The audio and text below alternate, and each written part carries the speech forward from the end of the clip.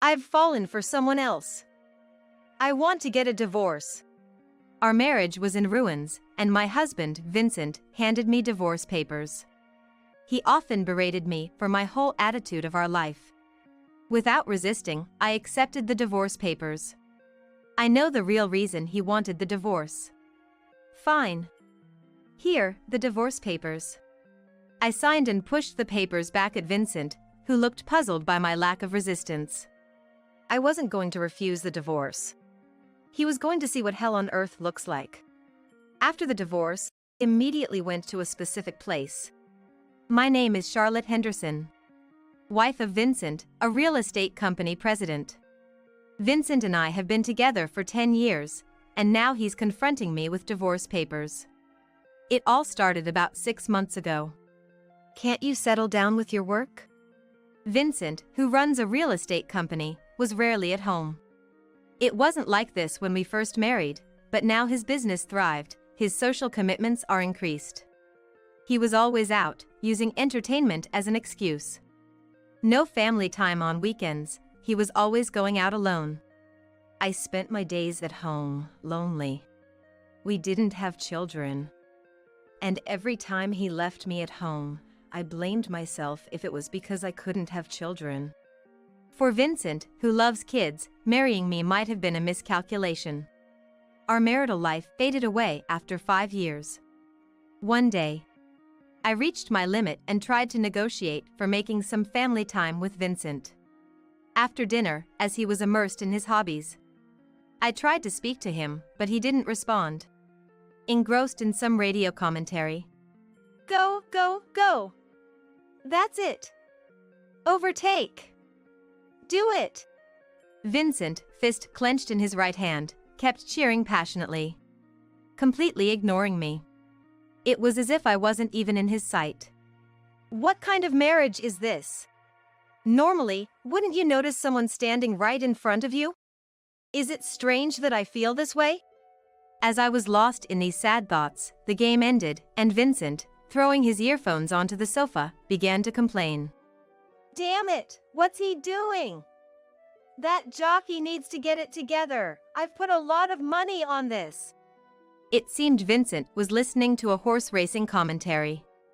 I couldn't help but wonder, horse racing over his wife's important talk? Hey, I need to talk to you. What? Can't you see I'm not in the mood for pointless chatter right now? What, you've got something important? Just get to the point then. Vincent glared at me irritably, taking out his frustration about his loss on me. I was disappointed by his rude words and attitude. Why do I have to bear the brunt of your frustration over losing a bet? I blurted out my sadness before I knew it, and Vincent snapped back, irritated. What did you say? I've been waiting patiently for your horse racing to finish because I have something to talk about. Why do I deserve to be spoken to like this? What have I done? There was also the loneliness of not being paid attention to. When he was at home, he devoted his time to his hobbies, neglecting me completely. It became clear during this fight that he thinks providing money is enough to be with me. Shut up. Stop chirping like a little bird. Talk to me when I'm in a better mood. When are you ever home for us to talk? You're always out on business entertaining, and when you are at home, it's all about you. What am I to you? I didn't get married just to be a housekeeper. My pent-up feelings erupted. I had never raised my voice like this, but I couldn't bear Vincent's harsh words and attitude. When we were dating, he was devoted, treating me like a princess. He always put me first, acted lovingly, and cherished me. I spent days filled with love, thinking marrying him would lead to a happy marriage. That's why I accepted his proposal. Initially, our marriage was enviable. What a perfect husband, everyone would say. I thought our happy days would continue. But that only lasted the first 2 years. Then, his selfishness and tyranny became evident. Now, I'm treated no better than a housekeeper. I cater to his picky eating without complaint, clean like I'm shadowing my MIL, with strict checks as if not a speck of dust is allowed. One time, He even mocked me in front of relatives for not being able to have children. My mom had to intervene, but his harassment never stopped. When we were alone, how many times did he call me useless? I endured these humiliating days because of the memories of his kindness when we were dating. I was grateful for the love he once showed me, so no matter how badly he treated me, I could endure it with a smile. But now, what about him? The man before me seems like a completely different person from back then. He shouts at me on a whim, showing annoyance at my very existence. Why is he still living with me if he finds me so bothersome? I'd rather he just leave me than continue like this. As these sad thoughts crossed my mind, Vincent uttered unbelievable words. You've become so annoying. When we were dating, you'd do anything I said, and you were pretty cute, so I married you. But I never expected you to become such a troublesome older lady after marriage. Being with you just irritates me. You're useless, can't even have kids. You're just like a housekeeper now. His words left me in despair, speechless. He doesn't see me as a woman anymore. I had suspected it, but hearing it directly from him was a shock, and I couldn't find words to respond. What were those 10 years for me? I devotedly supported him in his business, believing he loved me despite everything. I believed this rough patch would pass, and we'd return to happy days like before. I believed I was the most cherished woman to him. But now, he looks at me as if I was something inferior, annoyed by my presence. Is this the reward for supporting him for 10 years? If so, this is too cruel a treatment from God. My sadness turned to hatred, then to anger. I'm tired of being with you. Vincent saw me clenching my fists, unable to speak. He sighed in annoyance, grabbed his cigarettes, and went outside. His wallet and mobile phone were in his pants, and I knew he wouldn't come back home that day. As expected, he didn't return home that night. I stared at the door he left through, dazed. The happy times, the moments I thought were joyful, they all flashed through my mind. Realizing I was alone, I cried out loud. This fight created a significant rift between Vincent and me. He seemed to dread even seeing my face, returning home only after I was asleep to grab a change of clothes and leave. I'm afraid of being hurt by his cutting words like that day. I too couldn't bring myself to talk to him. If he asked for a divorce now, I had nowhere to go, no place to return to. My parents passed away in a car accident right after I got married. When I lost them both within a year, I became like a shell of a person. Vincent was the one who supported me then, and at that time, I truly felt grateful to be married to him. Since then, Vincent was the only family I had. I had no other acquaintances to rely on. Except only my FIL and my L. But I couldn't bring myself to confide in Vincent's parents. They were kind to me, but no parent would be happy hearing such complaints about their son. I could even risk being disliked by them. Back then, I was too scared to take any action, a real coward. Maybe I was destined to live as a housekeeper by Vincent's side for the rest of my life. With these thoughts, I spent many nights crying myself to sleep. Then, after some time, Vincent unexpectedly returned home in a good mood. Despite not speaking for over 3 months, he came home while I was awake, carrying a box of shortcake as a peace offering. "Charlotte, this is for you." "What is it?" His sudden change in demeanor caught me off guard, and I looked at him apprehensively. Vincent, noticing my wary gaze, smiled awkwardly and handed me the box of cakes. "I've been wrong. I regret being so cold to you that day. I want to spend happy days with you again. Can we make up?" Seeing Vincent bow his head in apology made my tears flow. The kind Vincent I knew had returned. I remember hugging him, filled with faint hope. True to his word, he started treating me with care again. He was as kind as when we were lovers, made an effort to come straight home, and prioritized spending time with me despite his busy schedule. We increased our time together as a couple. The truth is, the company was struggling at that time. I was reckless and took out my frustration on you. I'm really sorry for making you feel bad. One afternoon, while while watching a movie on the couch, Vincent stroked my hair and shared his feelings from that time.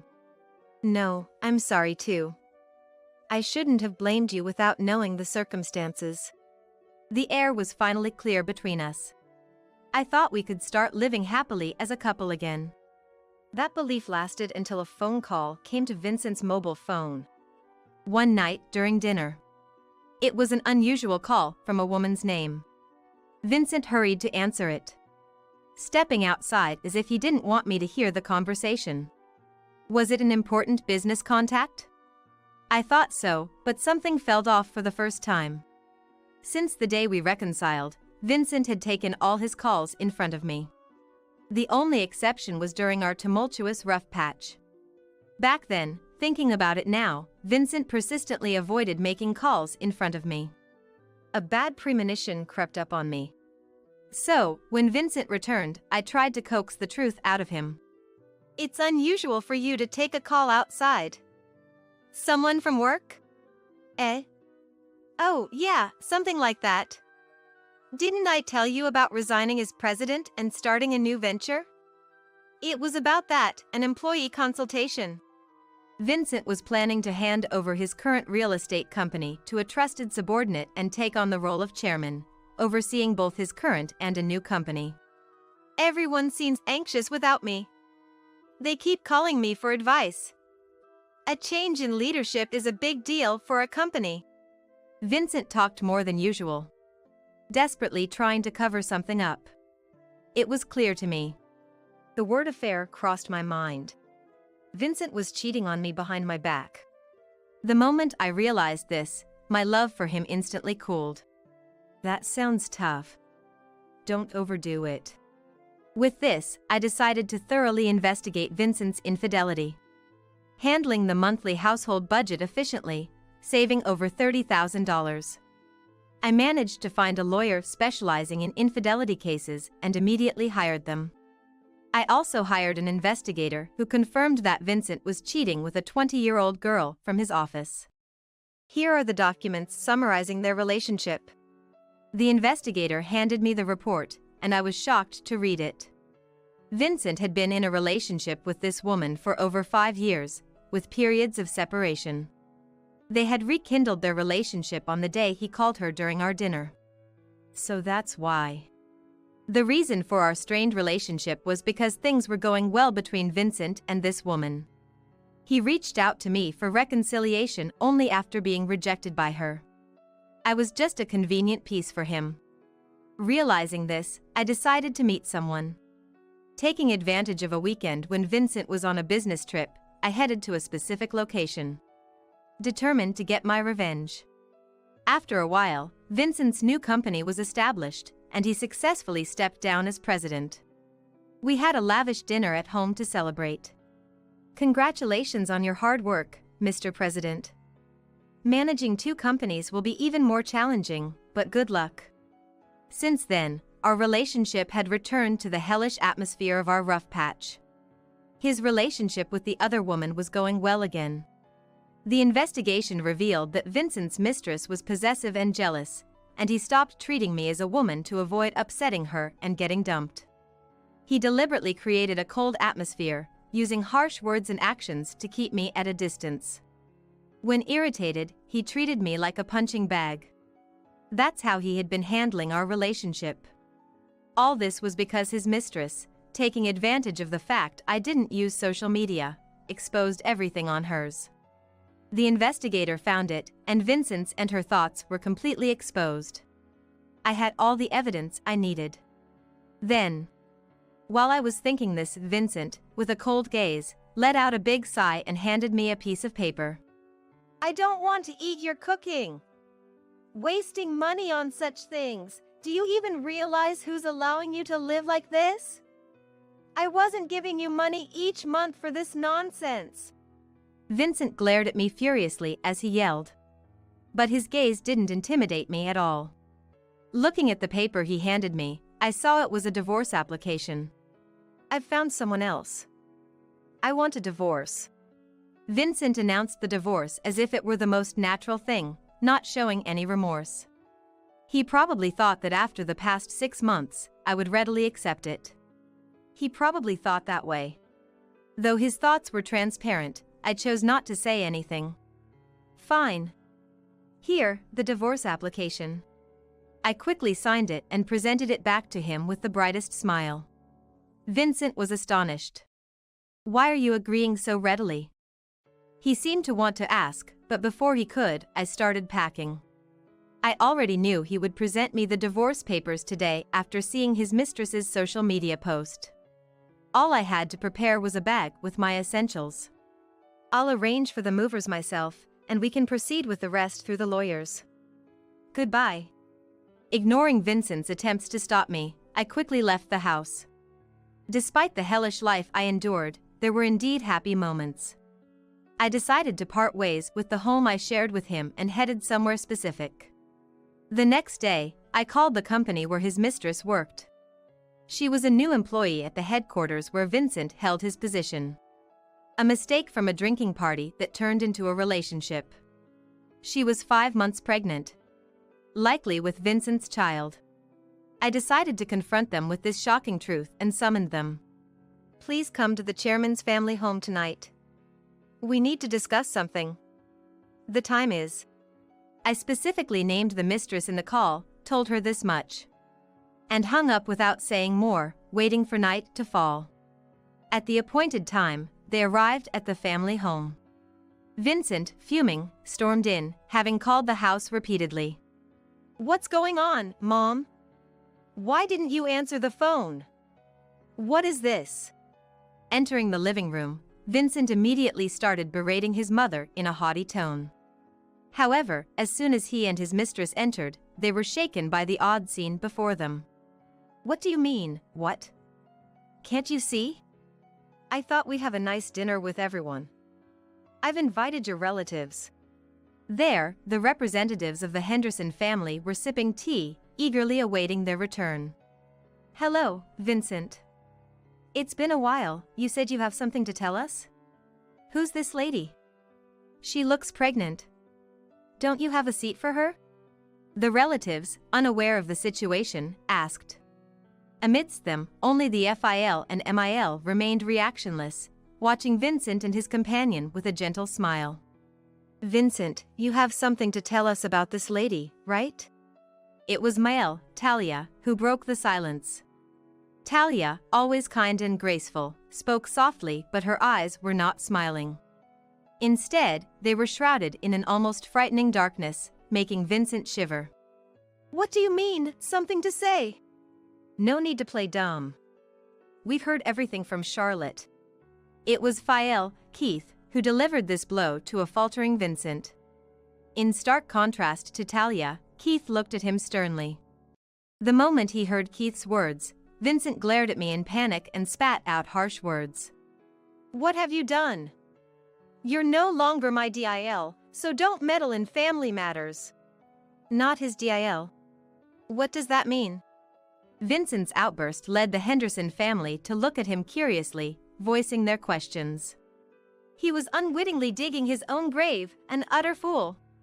To think I once fell for such a man made me nauseous. As I watched in disbelief, Talia, now furious, spoke up. How dare my son neglect such a good DIL and become infatuated with another woman? Shame on the Henderson family. Realize your foolishness. Talia, in her suit, stood resolutely like the owner of a high-end restaurant, her presence overwhelming everyone. Her words must have been terrifying for Vincent. Overwhelmed by their presence, he stumbled backward and fell. Thought you got away with an easy divorce? Don't underestimate me. I've already spoken with Keith and Talia, explained the situation, and they've given me permission to claim alimony from you. They want to maintain a good relationship with me and said they'll disown you from the Henderson family. Approaching the frightened Vincent, I leaned down and whispered in a voice only he could hear, my expression menacing. That day, I bravely sought Keith and Talia, crying as I explained everything. As soon as I showed them the evidence, Keith bowed his head to me, and Talia offered support, saying I should always rely on them. I never imagined my son would stoop to such disgraceful behavior. Thank you for telling us, Charlotte. You've endured so much pain, Keith and Talia said, treating me kindly. For the first time in a long while, I felt the warmth of people's kindness. After that, both Keith and Talia were pleased to help with my plan. They informed the relatives who had celebrated our marriage about the situation and arranged for no one to side with Vincent. They had called everyone to ensure this. Never come to this house again. I don't want to see your face. You're a disgrace, Talia repeated many times. For Keith and Talia, who shared a loving relationship, infidelity was unthinkable. That their son had committed it was unforgivable. Oh, I almost forgot.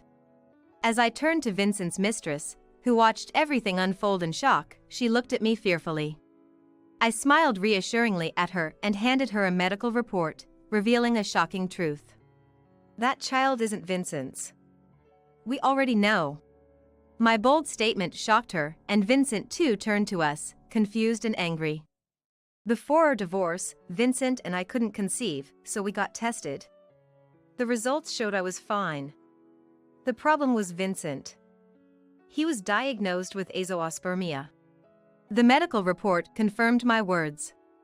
How exactly did you conceive Vincent's child, then? I'd love to know how. Can you share that knowledge? My mocking tone visibly drained the color from the mistress's face. Vincent was enraged and started questioning to her, but Keith and the other men held him back. Through this, I successfully drove a wedge between Vincent and his mistress, leading to their breakup. The mistress ended up raising the child alone, and Vincent, now desperate, came begging me for reconciliation, which I promptly rejected. I claimed a substantial alimony in the divorce through my lawyer.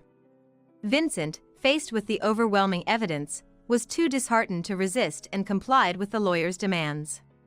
Now, I work as an office clerk at the company run by Keith, helped by him and Talia. If there's anything we can do, just let us know, Keith said. You're not atoning for our son's sins. We truly think of you as our daughter, Charlotte, Talia added. Talia thanked me for having the courage to come to them, expressing deep gratitude. Despite your suffering, you've been so kind to us. We always looked forward to your letters and gifts, wondering when you would visit us again, she said, keeping my letters and pressed flowers in a cherished treasure box. If you don't mind, you can rely on us as much as you want from now on. Don't hesitate to think of this as your second home. Vincent, now disowned, was no longer allowed even to enter the Henderson home. After a month, he stopped trying to visit forcefully. Now that the turmoil has settled, I live with Keith and Talia. They offered me a home, concerned about me living alone. Why don't you come and live with us as our adopted child? They loved me so much that they even suggested adoption, and now I live happily with Keith and Talia as their true daughter. Something feels off. I try to pinch my cheeks to ward off the sudden wave of sleepiness, but it's utterly ineffective. There wasn't anything particularly exhausting about today, just a meal at my in-laws. And I'm not usually short on sleep. Why then, I wonder drowsily, when I hear my husband's laughter. Good night, LOL. I'll make sure you have sweet dreams. My name is Lila, a 24-year-old office worker, newly married to Riley, who is 5 years my senior. We met through a friend and, after dating for 2 years, were happily married. We had a grand wedding recently and received blessings from many people. Just as I was dreaming about our happy married life ahead, an unexpected misfortune struck. Emerson, my mother-in-law, suddenly fell ill and passed away in no time. Emerson was cheerful and very kind, delighted when I first went to greet her. Nice to meet you, I'm Lila. Oh, what a joy to have such a lovely woman as my son's wife. I've always dreamed of having tea time with my son's wife. I'd be delighted. Please, let's have tea time together. Though I was nervous, Emerson welcomed me with a full smile, making me feel at ease and fond of her. We had planned to have tea time together after the wedding settled down, but that dream was shattered with Emerson's passing. We were busy with Emerson's funeral, sorting out her belongings, and handling the inheritance, finally settling down a year later. Then, I got a call from Trevor, my father-in-law. "Layla, how about a meal at our house next weekend night? I'm thinking of ordering takeout." "Yes, of course. Thank you." So, I was invited to dine with Trevor next weekend night, along with Riley. Trevor ordered Singaporean cuisine, which he loves, and we enjoyed the feast. The three of us gathered around the dining table. It was my first time trying Singaporean cuisine, and everything was delicious. Except the soup tasted oddly. Curious, I asked my husband, "Hey Riley, doesn't this soup taste a bit strange?" That's just how this dish is. You're not used to Singaporean cuisine, haha." Though Riley laughed it off, I couldn't stomach the soup, so I avoided it and ate the other dishes. Then, I felt Trevor's sharp gaze. "Lila, I went through the trouble of ordering this, so make sure you drink the soup." Startled by Trevor's outburst, I hurriedly gulped down the soup. It still tasted weird. The strange taste spread throughout my mouth, and I tried to cleanse my palate with water and other dishes. Gradually, my vision blurred, and I found myself slumping over the table. "What's happening? I'm incredibly sleepy. This isn't good. I'll really fall asleep. I need to stay awake." As my consciousness faded, I could hear Riley's laughter. "It seems to have worked. Dad, is that thing ready?" "Of course, it's all set. It's in the dresser drawer in the bedroom. The new ones are amazing, only 0.01 millimeters thick. We didn't have those when I was young."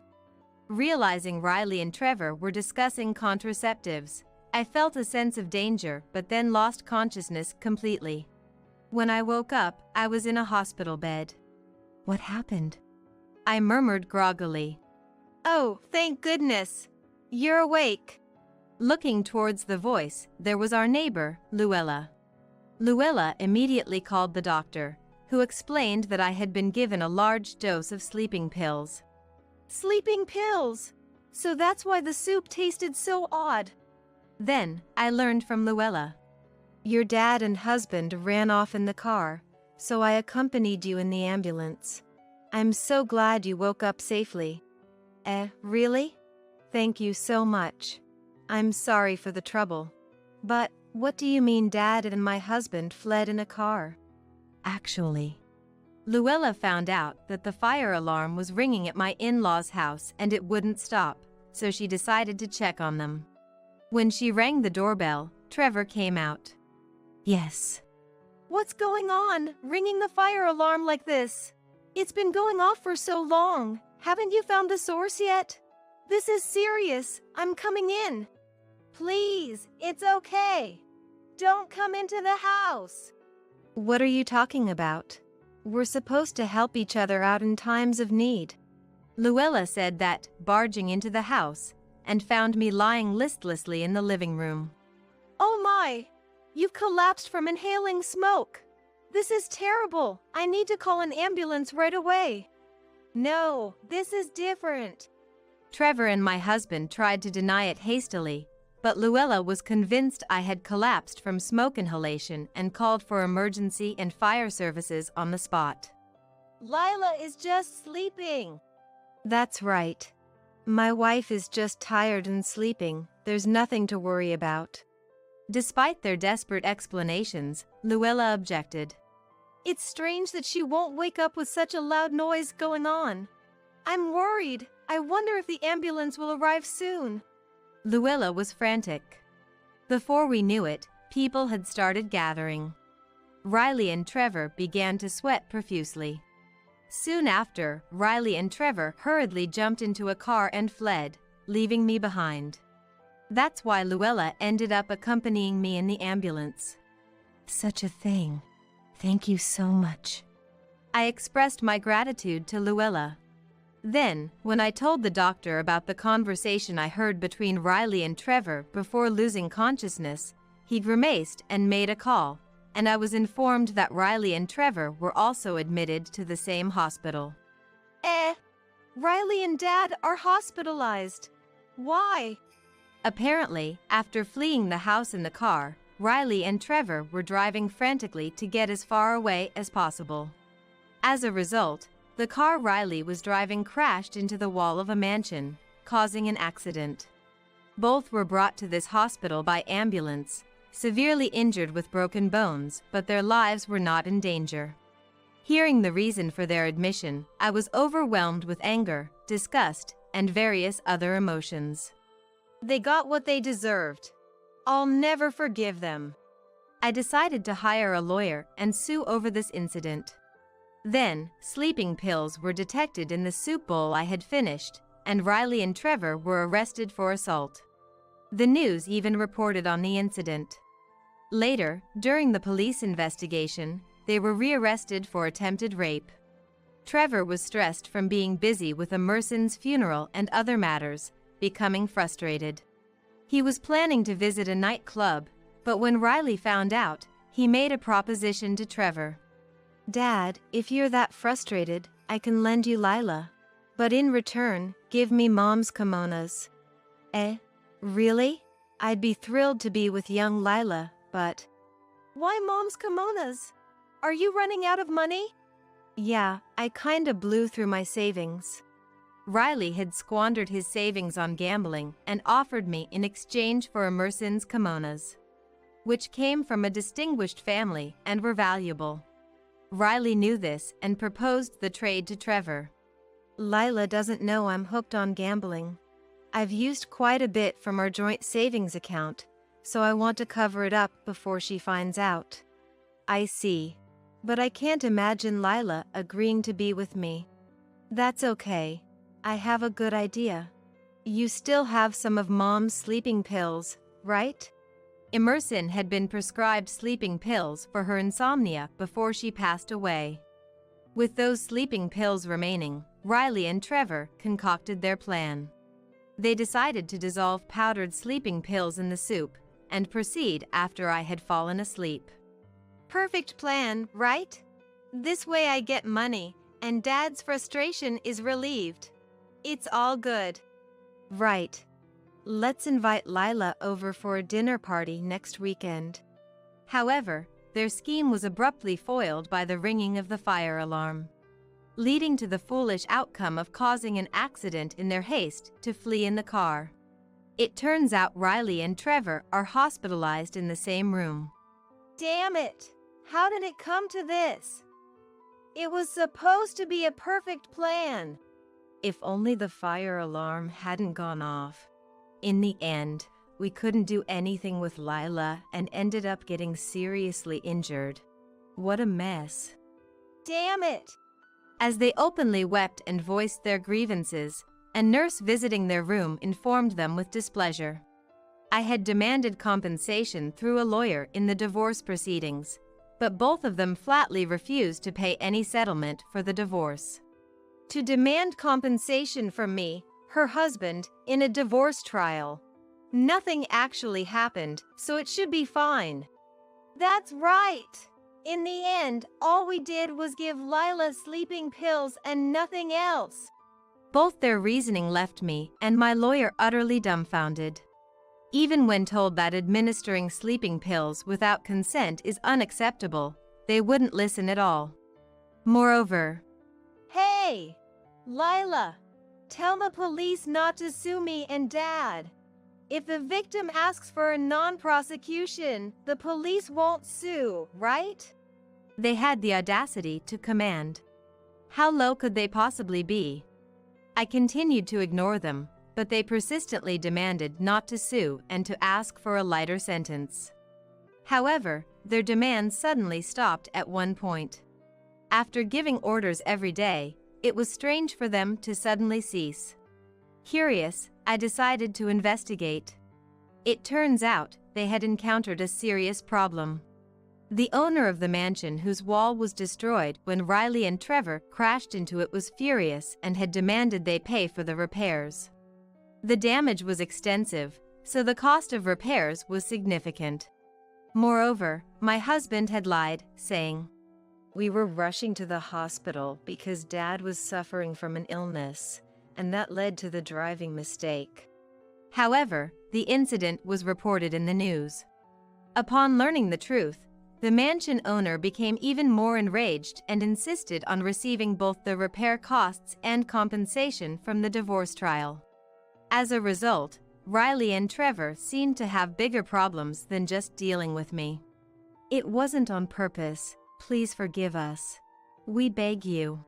Riley and Trevor were pleading, but the mansion owner was unforgiving. They were told they must pay no matter what. Since the mansion owner hired a lawyer, Riley and Trevor also had to hire one to handle the situation. Since I had a lawyer as well, the compensation for the divorce was smoothly negotiated between the lawyers. Given their clear wrongdoing, our demands were almost fully met. I also demanded and received the money Riley had misappropriated from our joint savings account. Although I hadn't noticed his gambling addiction, I remembered how his overtime had suddenly increased at one point. Probably, he was lying about working late and going to pachinko instead. And so, I naturally proceeded with the divorce from Riley.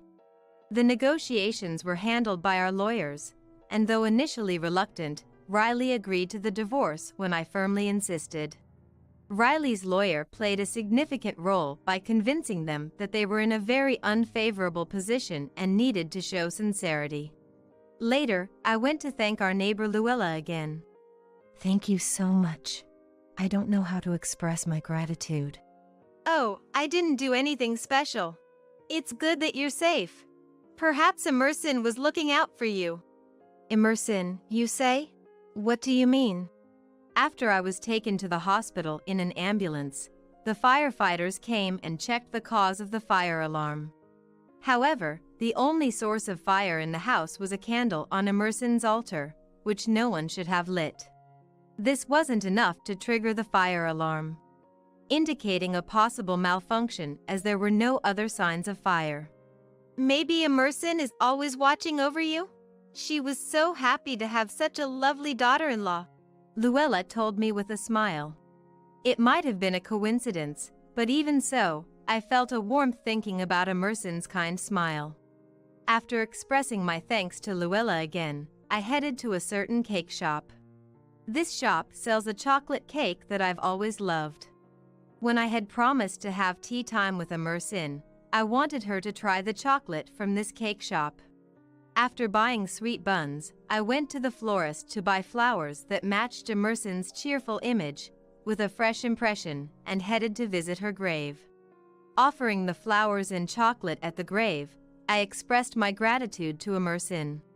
"Dear Emerson, thank you so much. Your help saved me. Though I've divorced Riley, I will always love you, Mom."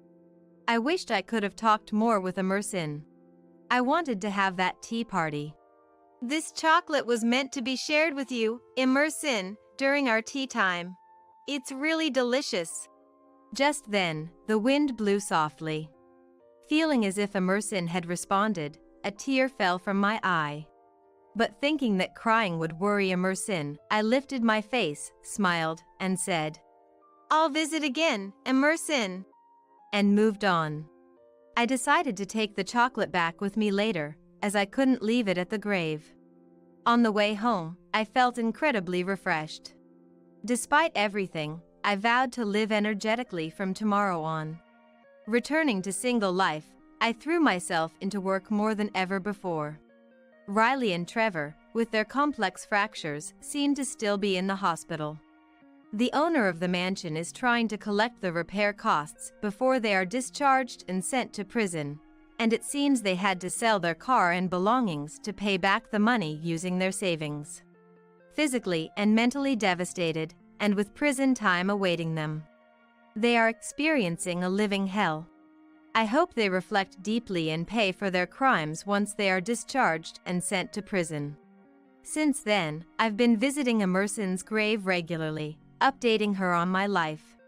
Having had enough of love for a while, I've decided to enjoy being single and am studying hard to earn new qualifications. I plan to live every day without regrets. My husband called me disgusting for my severe morning sickness, looking down on me with cold eyes. You're the one who threw up and made a mess, right? Hurry up and open the window to air it out. If the smell sticks, you're paying for it. Just because you find it hard to go shopping or cook doesn't mean morning sickness isn't an illness. Don't be so stupid. On top of that, as my morning sickness got worse, my husband left me at home and went on an overseas trip with mother-in-law, Audrina. That was the last straw for me, and I began to plot my revenge. A week later, my husband called, furious. I laughed it off. Since you told me to clean the house, I did just as you said. Got a problem with that? I'm Kimberly, a 28-year-old office worker. My husband, Eamon, and I live in a detached house and both work while we've recently become pregnant.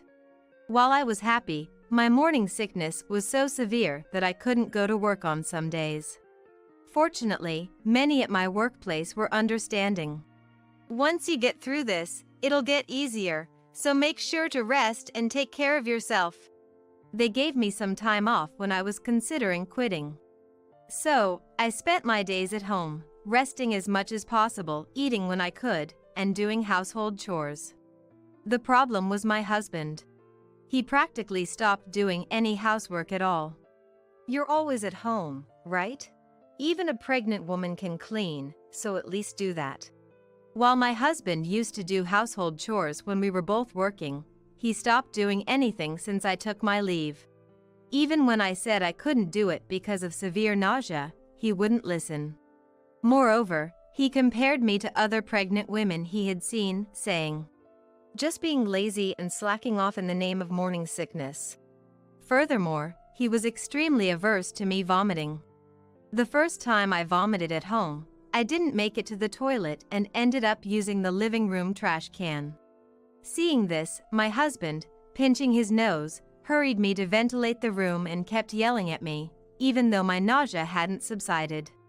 Although I vomited into a plastic bag in the trash can, so the can itself wasn't dirty, he made me dispose of the bag and then threw the trash can away. Hey, what's with that attitude? Why are you telling me to open a window when I'm vomiting? You could open it yourself. And I properly sealed the double bag before throwing it away, so why throw out the trash can in front of me as if to make a point? Disgusting, smelly, don't talk. Even if it's in a plastic bag, droplets might have gotten on the trash can. After that, no matter what I said, don't talk because it's smelly, he wouldn't even listen. I started to consider divorce. Maybe once my morning sickness settled down and I could go back to work, my husband would return to being the kind and helpful person he used to be.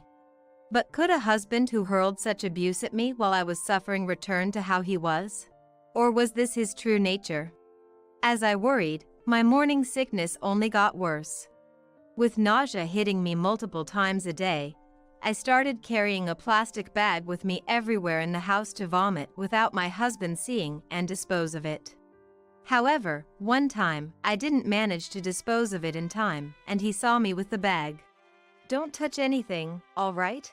You're paying for the sofa you just sat on since you're going to dispose of it because you dirted it. He looked at me with utter disgust.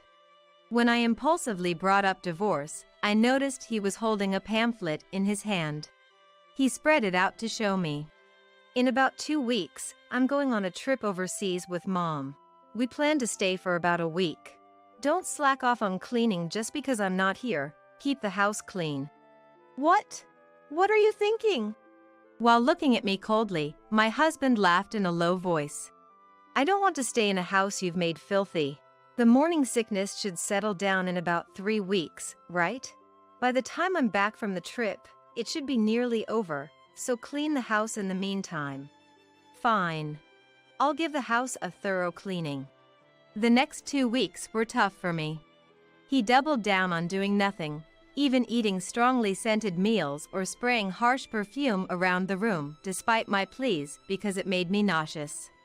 Despite locking me in the bathroom, he'd bang on the door furiously and yell if he wanted to use it himself. This lifestyle continued. I immediately informed my parents that I had decided on divorce. Since my husband's attitude changed, I had been discussing it with my parents, who must have realized from my words that convincing me otherwise was no longer possible. They told me to come back home immediately. However, just divorcing and returning to my parents' home wasn't enough for me. I was determined to teach my husband, who lacked any awareness of being a father and thought nothing of the individual differences in pregnancy and morning sickness, a lesson. 2 weeks later, I saw my husband off with a large carry-on bag. These 2 weeks were the peak of my morning sickness, and I had lost more than 2 kilos. If it continued like this, I would end up hospitalized due to severe pregnancy sickness. Seeing me visibly thinner, my husband still called me dirty and, after repeatedly ordering me to clean the house, fled like he was escaping. I stayed at the entrance until he was out of sight, then took a deep breath and made a phone call. A week later, I was leisurely sitting in my parents' living room when calls from my husband kept coming in. Calls from my husband kept coming in one after another. After watching for a while, my parents started to panic, so I reluctantly answered.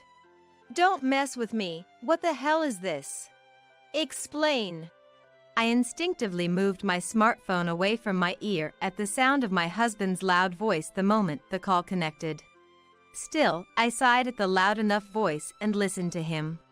I can't get into the house. What's going on? Don't change the locks on me while I'm away. Ah, the real estate agent changed them. It's kind of gross to have the same keys as the previous tenant for the next one, right?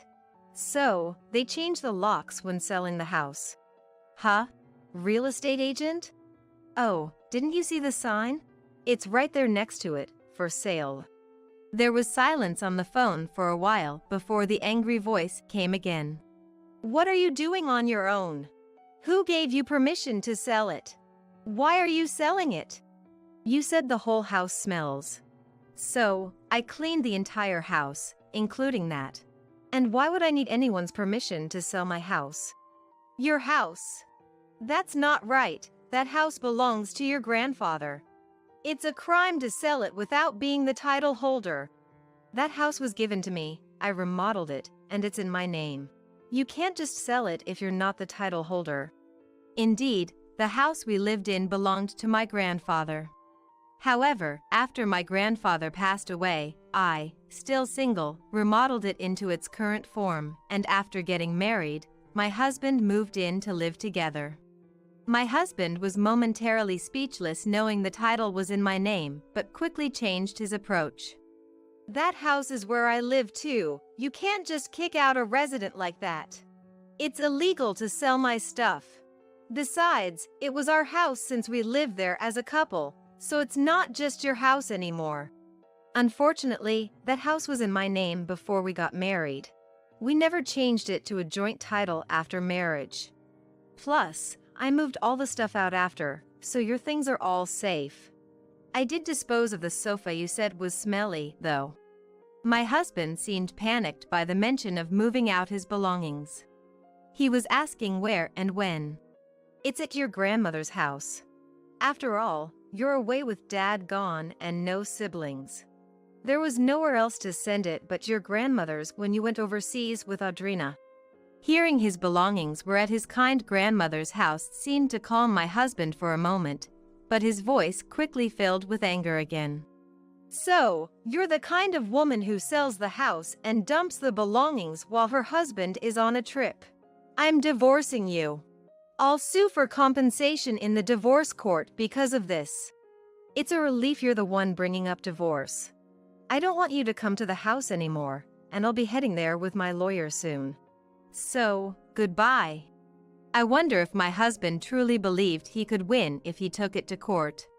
I calmed my panicking parents while contacting a lawyer. A week later, when I went to what my husband calls his in-laws' house, Audrina slapped me before I even entered the door. I had expected it and deliberately received the slap. Because of you, the house is a mess. A woman who can't even do housework because of a little morning sickness is useless. Pay the compensation in the divorce court and let's divorce. As I was rubbing my stinging cheek, planning to retort to Audrina, she saw someone behind me and her face twisted.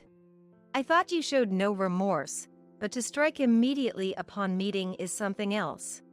Behind me was Carol, my husband's grandmother, looking furious. Hello.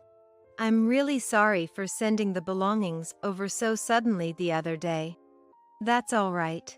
If it hadn't been for that, I wouldn't have noticed at all. I had come to the in-laws' house, which was now the home of my husband's grandmother who had kindly accepted his belongings. When I sent my husband's belongings, I included a letter of apology detailing everything about our situation. As a result, the grandmother was furious with her grandson's husband for hurling terrible words at his wife suffering from morning sickness and leaving her to fend for herself. She was equally furious at Audrina for going on an overseas trip with him without admonishing such behavior. The grandmother, now 80 years old, is a gentle figure to her grandson but a disagreeable mother-in-law to Audrina. Since Audrina married into the family, her relationship with the grandmother, due to their clashing personalities, has always been like cats and dogs. Sure enough, Audrina, upon suddenly facing the grandmother, twisted her face in obvious annoyance, which only fueled the grandmother's anger further. After briefly addressing the shouting match between the two, I entered the house. There, my husband stood, dumbfounded next to the grandmother and Audrina. It might have been shocking for my husband to see his kind grandmother and mother arguing so fiercely. However, wanting to discuss matters with my husband without Audrina's interference, I had informed the grandmother of my visit in advance. And we started the divorce negotiation with my lawyer before Audrina could return. The process didn't take much time and ended smoothly. The compensation amount my husband had prepared for the divorce court and its basis were systematically dismantled by my lawyer, leaving him speechless. After a thorough division of assets and agreeing not to approach me except when visiting our child after its birth, my husband readily agreed, and our marriage ended abruptly. As I was leaving the house, the grandmother and Audrina were still standing next to each other. I addressed them briefly before departing, but they seemed too heated in their argument to pay me any mind. Subsequently, I began receiving a barrage of complaint-like emails from my ex-husband.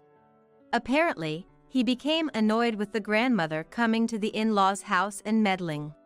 Imagining my former husband and Audrina, who had shouted at me so boldly, becoming meek in front of a petite grandmother, finally brought me to laughter. However, the nature of my ex-husband's emails soon shifted towards seeking reconciliation. Every day there's shouting. They both ask me what I think when they're fighting, dragging me into it, and it's annoying. It's a lifetime request. Please, let me stay at your place. I'll do household chores or anything. I won't do anything terrible again, and I'll never say it. I want to meet our coming child too. I love you. I want to remarry you. I responded mechanically. I will not reconcile. As for the child, you can meet if you pay child support. And left it at that. Eventually, the messages from my ex-husband ceased. Apparently, unable to bear the living conditions, he left Audrina and went somewhere. Not providing any support, Audrina, not yet of pensionable age, is scraping by on her savings. Audrina herself contacted me with this news. No one's helping me. Please, I want to stay at your place. I only went on the trip with my son because he invited me. I had no idea you were suffering so much from morning sickness, she claimed, lining up convenient excuses over the phone, but when I threatened to report her to the police, the calls stopped. Apparently, the grandmother also refused to help, and Audrina, limited by her savings, began working part-time. Thus, she no longer had the energy to call or email me. However, the altercation between the grandmother and Audrina that day is well known throughout the neighborhood, and they saw me deliberately receiving Audrina's slap. Consequently, the neighbors have distanced themselves from Audrina, leaving her to live uncomfortably in her home. Seemingly unable to afford renting a new apartment, she spends her days diminishing in stature. Yet, living alone in a rent-free house should be manageable on a part-time income. My morning sickness has finally subsided, and I no longer vomit.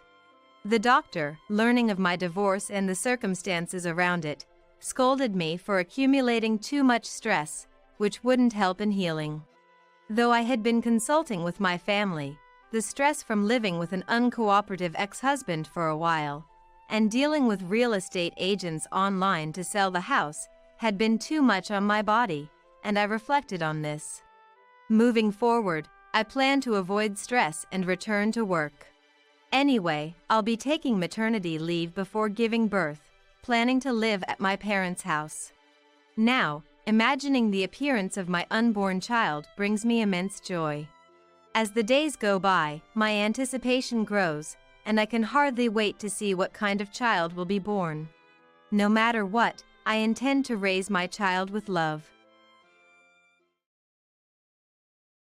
My name's Tiffany. I'm 37. My husband Joseph and I have been married for 15 years. We have 2 boys aged 13 and 10. Joseph's family runs their own business, a house cleaning service started by his grandfather. All the employees there are kind-hearted. They even put on a full-on dance troupe performance at our wedding, showing some real dedication. The company's doing well, stable, and reputable. The founder, my grandfather-in-law, has since retired and is enjoying his days in a lovely retirement home. Joseph's dad, the second in command, passed away due to illness 2 years after we got married. Joseph is technically the 3rd-generation president, but he's more like a site supervisor in his day-to-day. The ones calling the shots are my mother-in-law, Kimmy, and Joseph's sister, Donna. Kimmy is the vice president, and Donna is the executive director. The founder and my father-in-law always treated their employees with respect and trained them well. That's why the staff is competent and adept at handling any issues that arise. This stability is a testament to their hard work. Joseph is doing his best to follow in their footsteps, prioritizing his employees. But Kimmy and Donna, the vice president and executive director, just don't seem to get it. They lack that sense of genuinely valuing the staff. Joseph always says, "The company runs thanks to our employees." But all Kimmy and Donna do is scoff at him. 90% of Joseph's complaints about work are about them. I don't work for the family business. I have a job at the city hall, so I don't really understand much about the family company. I wish I could wield my status as the president's wife, confront the vice president and the executive director, and tell them off for their attitudes. But that's just not possible. Especially since Joseph is the president only in name, which means I don't have any real authority to speak of. The sad news came in winter. My father had passed away. We found out about his illness in the summer. He was hospitalized at the end of autumn for treatment, but he didn't make it to the new year. I returned to my family home with my son Daniel and the others. My husband would follow later, running behind. "Why isn't Dad coming with us?" "His work's swamped during winter. He'll come afterward, don't worry." His family's business is booked solid with cleaning jobs, yet he'd make it somehow. Said he'd find a way. The boys seemed anxious. It was their first funeral. My mother, she was the face of the funeral, worn and weary. I stood by her, a heartbroken daughter, planning the ceremony, waiting for my husband's arrival. I was hurting, anxious, in need of support myself. I tried to look away from the coffin holding my father as much as possible, keeping busy for caring for Mom and the boys. That's how I was coping. My husband arrived the night before the funeral, straight from work in his work clothes. He apologized the moment he stepped in. "Sorry I'm late." "No, it's all right. You must be tired. Thanks for making it during such a busy time." "Can I pay my respects to your father?" "Yes, this way." He closed his eyes, praying earnestly to my father.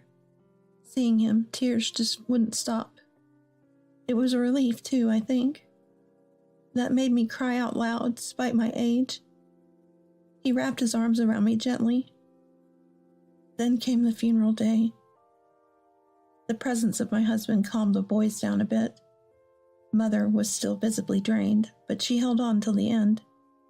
After everything, one of the boys remarked, "Strange, Grandma and Aunt Donna didn't show up, did they?" "It's a busy season. Maybe they are working hard, so Dad could be here with us." We'd stay a few more days, but my husband had to return to work the next day. "Joseph, give my regards to Kimmy and Donna." "Sure, but if they couldn't make it, they could have at least called me," he said, frustration clear in his voice. I agreed but kept silent, knowing well it was their peak season too. 3 days after my husband left, my sons and I also went back home. When I got home, I went over to my husband's family's place to say hello. I had to report that the funeral went without a hitch and to thank them for allowing my husband to attend during such a busy time. And of course, I brought a cake to the family office, but something seemed off when I arrived. Papers were scattered all over the desks. Empty takeout containers were overflowing from a trash can. And there, to my surprise, was a sleeping bag. A familiar one. It was our sleeping bag. "What's going on here?" I exclaimed in shock. Just then, my husband emerged from the bathroom, looking utterly exhausted, his hair a mess like a bird's nest. "Ah, Tiffany, you're back. How's your mother doing?" he asked wearily. "Yeah, I'm back. What happened here?" I questioned, puzzled. "Well, this..." He sighed deeply and slumped. "The employees had collected some money to buy a gift for your father," he explained.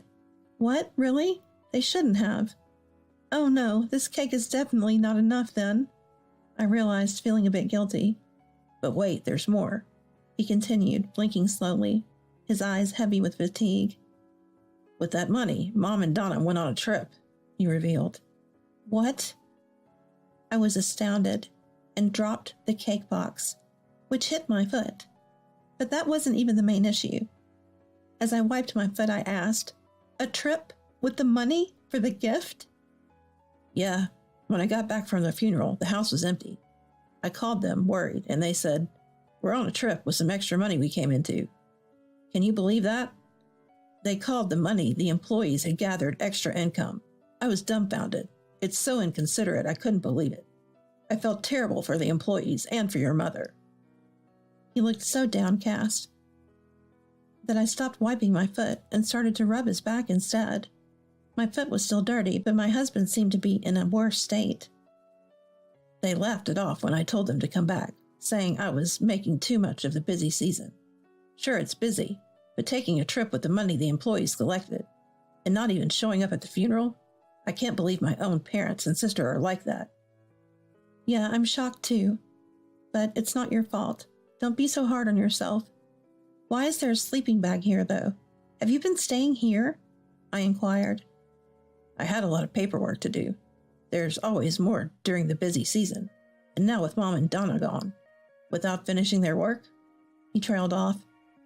So that meant my husband hadn't had a break from work since the night before the funeral until today. I rushed my husband home. While he took a nap and returned, I was in charge of the office. Answering the phones and cleaning were within my wheelhouse. Cleaning the office, I felt my anger rising. I was too shocked to be angry when I first heard my husband's story. Kimmy and Donna had disregarded their own father. They scoffed at his advice, mocked the employees' feelings, and on top of that, they were careless and irresponsible at work. I couldn't forgive such a pileup of unpleasantness. Just because I'm the wife of a normal president doesn't mean I should step back. I'll give Kimmy and Donna a piece of my mind when they return. My husband looked better after some sleep at home. That was a relief. While I was updating him on the phone calls received during his absence, a taxi stopped in front of the office. Out stepped Kimmy and Donna. "We're back. Oh, Tiffany, is the funeral over? We got the gift money. Here's a souvenir for you." I was taken aback by Kimmy's words. They got the gift money? Unaware of my grimace, Kimmy pushed the souvenir towel into my hands. Mom, hold this. Joseph, help Mom with the luggage. Donna was acting too normal. They had been on a trip, hadn't they? Taking the gift money, abandoning work during the busy season? What are you thinking? A whole mess of insensitivity. Mom, Donna, I told you to cut the trip short and come back. It's crazy to take a trip with the gift money. What? Are we still talking about that? Kimmy twisted her face in displeasure. The money from our employees is originally the company's money, right? It returned to us from the employees. There's no problem using it. What? How does that make any sense? The money wasn't given to you, Mom. It was collected for Tiffany's father by everyone. Exactly. Huh? Tiffany's father has nothing to do with our company. They all attended the wedding, so they know him. Knowing him means they should take the company's money. That's like being parasites. They gallivant around with the benevolence of others and call people parasites? I can't stand it anymore. What do you mean by parasites? Huh? Are you mad? Why? Why? Well, look, Tiffany, that's our money, so it's up to us to decide whether to give it to someone else or not. Understand? Huh? Kimmy and Donna seem completely unapologetic. Their faces say they don't understand why I'm angry.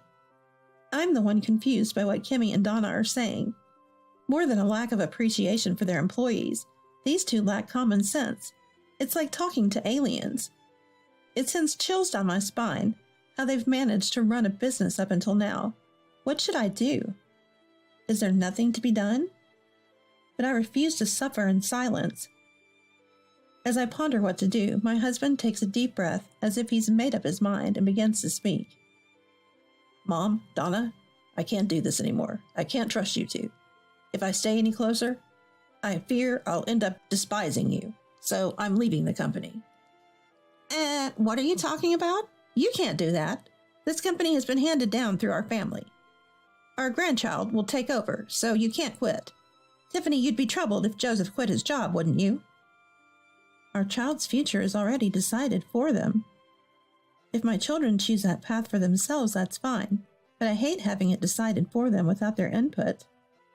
And my husband, it must be torture to continue working with someone he can't trust, especially if it's family. I can't say there aren't worries like, what will we do, or what about the income? But more than that, it's harder for both my husband and me to keep struggling here unnecessarily. No, it won't be a problem. My firm reply left Kimmy and Donna with their eyes wide open. They were surprised at our decision, but they didn't offer a single word of apology. It's infuriating, but it also gave me a sense of closure. I'll become the breadwinner instead of my husband. My husband, having left his family's company, started his own. Using the knowledge he had accumulated from years of work, he started a house cleaning business.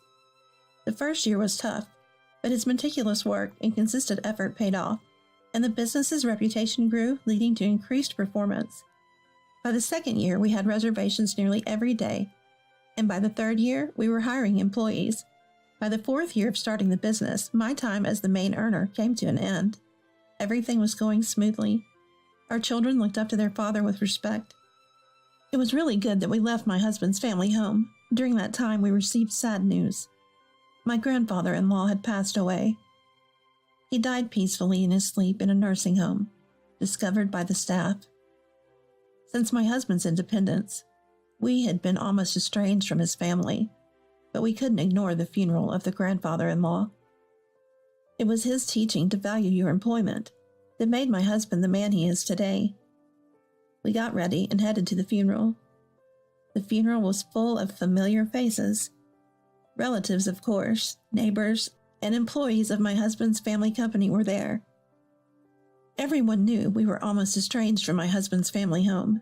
Being glanced at made us feel a bit uncomfortable. As we stood quietly on the sidelines, Kimmy spotted her husband and approached him. Joseph, you're here. Have you said hello to Grandpa? Yeah, first thing when I arrived. Tiffany's here too, I see. Yes, it's been a while. Not wanting to mention that Kimmy didn't attend my father's funeral. I refrained from bringing it up and instead greeted her. Did you bring a gift? Have you given it yet? Yeah, I did. Hopefully Mom and Donna won't think about spending the gift money on another trip, right? Let's not talk about that now. Kimmy said that firmly and then whispered to her husband. By the way, how's work going? If you're making enough, could you lend some to Mom and the others?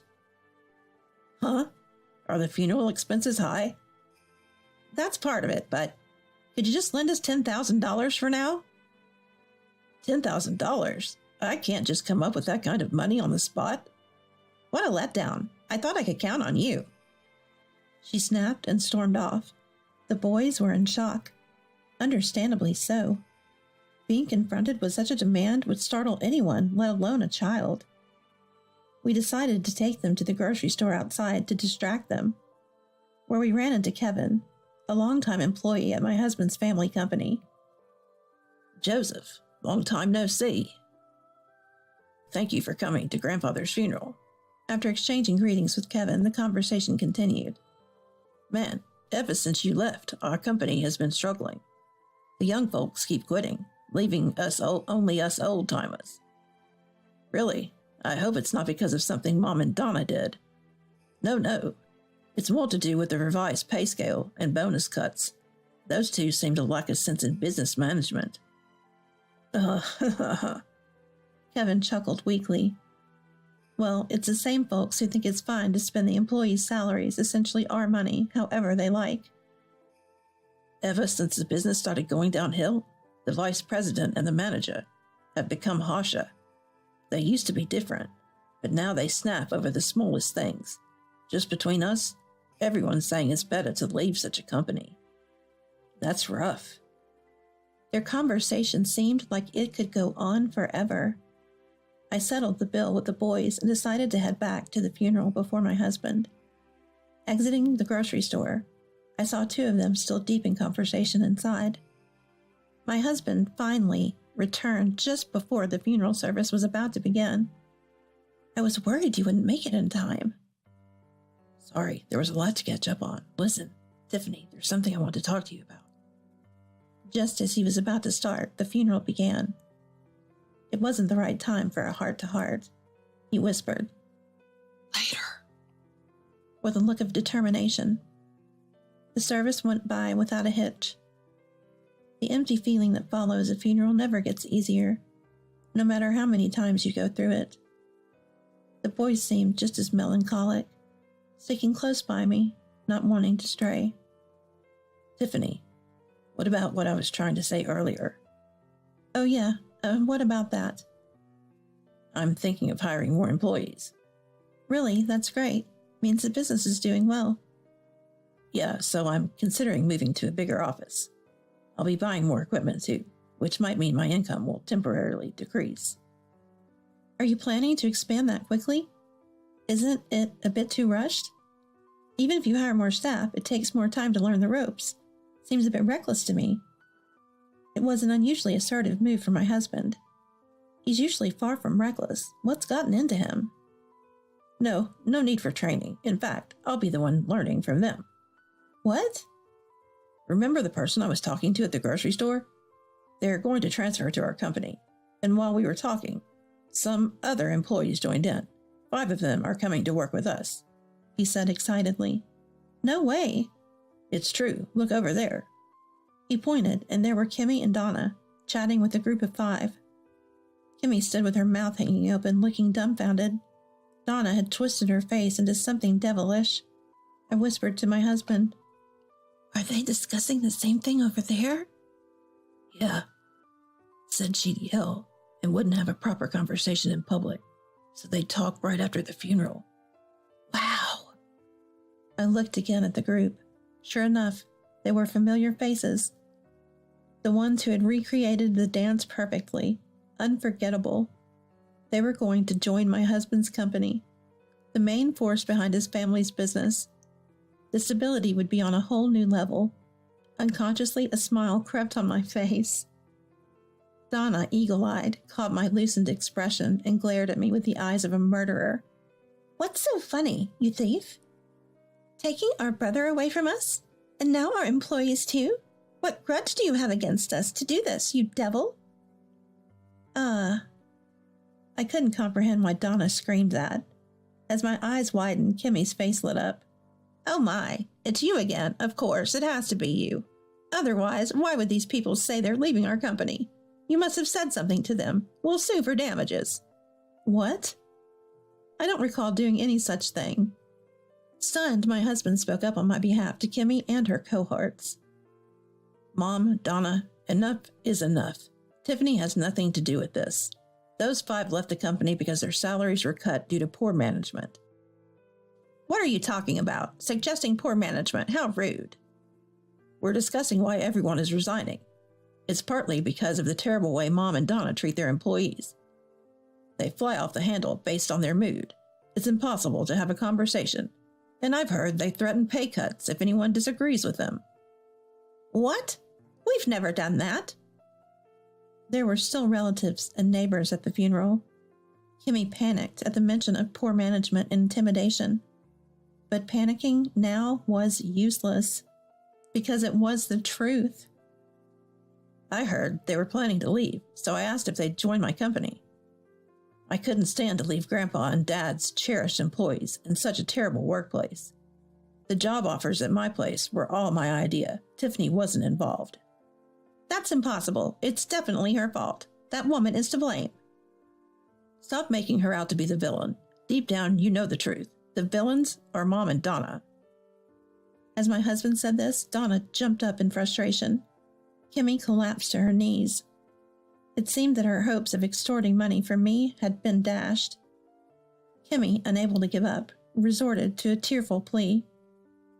You ingrate! You don't care if Grandpa's company goes under. Don't you feel sorry for Mom? But my husband stated firmly, I'm sure Grandpa would hate to see his employees crushed more than the company failing. Dad would feel the same. The determined look he had before the funeral began was a sign of his resolve to protect the employees, even if it meant ruining the family business. People who were talking with Kimmy and Donna came over to my husband. They lined up behind him, straightening their spines and looking squarely at Kimmy and Donna. Their glazes were filled with determination. It was heartening, and I felt a sense of responsibility. For these people and for my grandfather-in-law and father-in-law, I was determined to support the company until it was back on track. That's what I decided in my heart. Afterwards, my husband's income took a hit. It was inevitable after suddenly adding 5 people. But these weren't novices. They were seasoned veterans, reliable and battle-hardened. With these immediate assets, my husband's company grew rapidly. 6 months after hiring the 5, my husband's income was back. And hearing the rumors, employees and former employees of my husband's family's business began to flock to him. Now my husband's company boasts 3 stores. On the other hand, his family's business closed down. Kim and Donna just didn't have the knack for management. They took their seats for granted, never bothered to learn, and were quite reckless with money. When my husband, who had been there restraint, left the company, the management quickly deteriorated. 3 years after his departure, the business was beyond saving. The resignation of a key employee dealt the final blow, and the business was driven to closure. There was significant debt, but that was somehow managed by selling off the family company building and assets. Kimmy and Donna now rent a small apartment together and make ends meet with part-time jobs. It seems they finally realized that a paycheck isn't something that comes from owning a company. My husband's company is planning to open its 4th store. He's expanding the business smoothly. It seems that the sense for business that Kimmy and Donna lacked, my husband had all along. When I mentioned this, he humbly said, "It's not me. It's all thanks to the employees." I reflected on that. I almost forgot what's truly important. Speaking of reflection, I still regret exposing our sons to that ugly scene at the funeral. However, they remember their father's impressive demeanor more than the petty adult quarrels. They hope to work with Dad in the future. If that's what my children desire of their own volition, I want to support them. I'd be happy if the company my husband started continues to thrive through the 2nd and 3rd generations. Can I help out Dad's company during spring break? Ah, sure, after you start high school. My husband smiled with a mix of joy and embarrassment. Do you think it tastes different today? Mila, my mother-in-law, asked with a sly grin. Tonight's dinner was curry. Really? I think it tastes just like it always does. As I respond, Mila starts laughing uproariously, clapping her hands. I wonder what's so funny. What do you mean? I put this in it, she says, still laughing, showing me a bottle of bleach. Pregnant, I rush to the bathroom and throw up everything. Why would you do such a thing? I wanted you to have a miscarriage. Someone who can't even properly do housework shouldn't be raising children. That's just too cruel. How would she take responsibility if something happened to the child? Even when I tell my husband that she put bleach in the curry, he doesn't listen, saying, "Mom would never do something like that." A week later, Mila was in a traffic accident and became paralyzed from the waist down. Now that I can't move freely, you'll have to take care of me for the rest of my life. That's right. You should take proper care of Mom, as she says. My husband chimes in. I was doing as they said, but one day Mila, who demanded to be taken to the bathroom quickly, threw a plastic bottle at me. At that moment, my suppressed emotions exploded. What? Go to the toilet by yourself. What's with that attitude? You're his wife. You should take care of me. Does she really think it's my duty just because I'm her son's wife? Wasn't she the one who almost killed my unborn child? Do whatever you want. I'm leaving this house. With those words, I left my parents-in-law's home. 2 years ago, I married Trevor, a full-time employee at an IT company, and quit my job when we got married. I feel bad for Cynthia, but I want you to live with me at my parents' house. I don't want to leave Mom alone. My father-in-law had passed away from a heart attack when Trevor was still an elementary school student, and it had been just Mila and him since then. I can somewhat understand Trevor's feelings. We're newlyweds. I wanted us to live by ourselves. But if Trevor insists, that's fine. Can I continue working, though? Can you also quit your job? I just don't want you to be alone during the day. Even though I felt it wasn't necessary to go that far, I lost to Trevor's insistence in my heart and decided to quit my job and agreed to live together at his parents' home. And so our cohabitation at the parents-in-law's home began. Mila, I look forward to living with you starting today. You know, I really wouldn't mind if you weren't here at all. Mila's unexpected reply took me aback. No need to say something like that on the first day. I'm only living here because Trevor asked me to. I was a bit irritated by Mila's words, but I just smiled and brushed it off. Right. Since you're here now, you'll take care of all the household chores, okay? All of them? You've quit your job to be a housewife, right? It's only natural for a married woman to do that much. True, as a housewife, now I do have the time, and it's not like I can't do it. Maybe Mila has a point. I'm going to be living at the parents-in-laws' home from now on. I should indeed take on the household responsibilities. Understood. I'll do it. Then please start with cleaning right away. What, now? I've just arrived at the parents-in-laws' home, and I haven't even unpacked my things yet. What are you daydreaming for? Get moving, or it'll be dark before you know it. Well, I guess I can take care of my stuff tomorrow. Mom, come on. Cynthia doesn't need to do it today. She's tired from moving. Just as I was about to start cleaning, Trevor stepped in to defend me. Mila didn't seem pleased with Trevor protecting me, and raised her voice at him.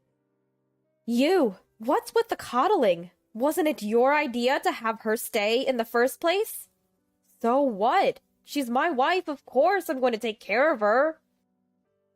Life at the parents-in-laws' home was full of uncertainty, but I felt truly relieved when Trevor shouted back at Mila in anger. With him by my side, I figured I could manage somehow. That's what I thought at the time.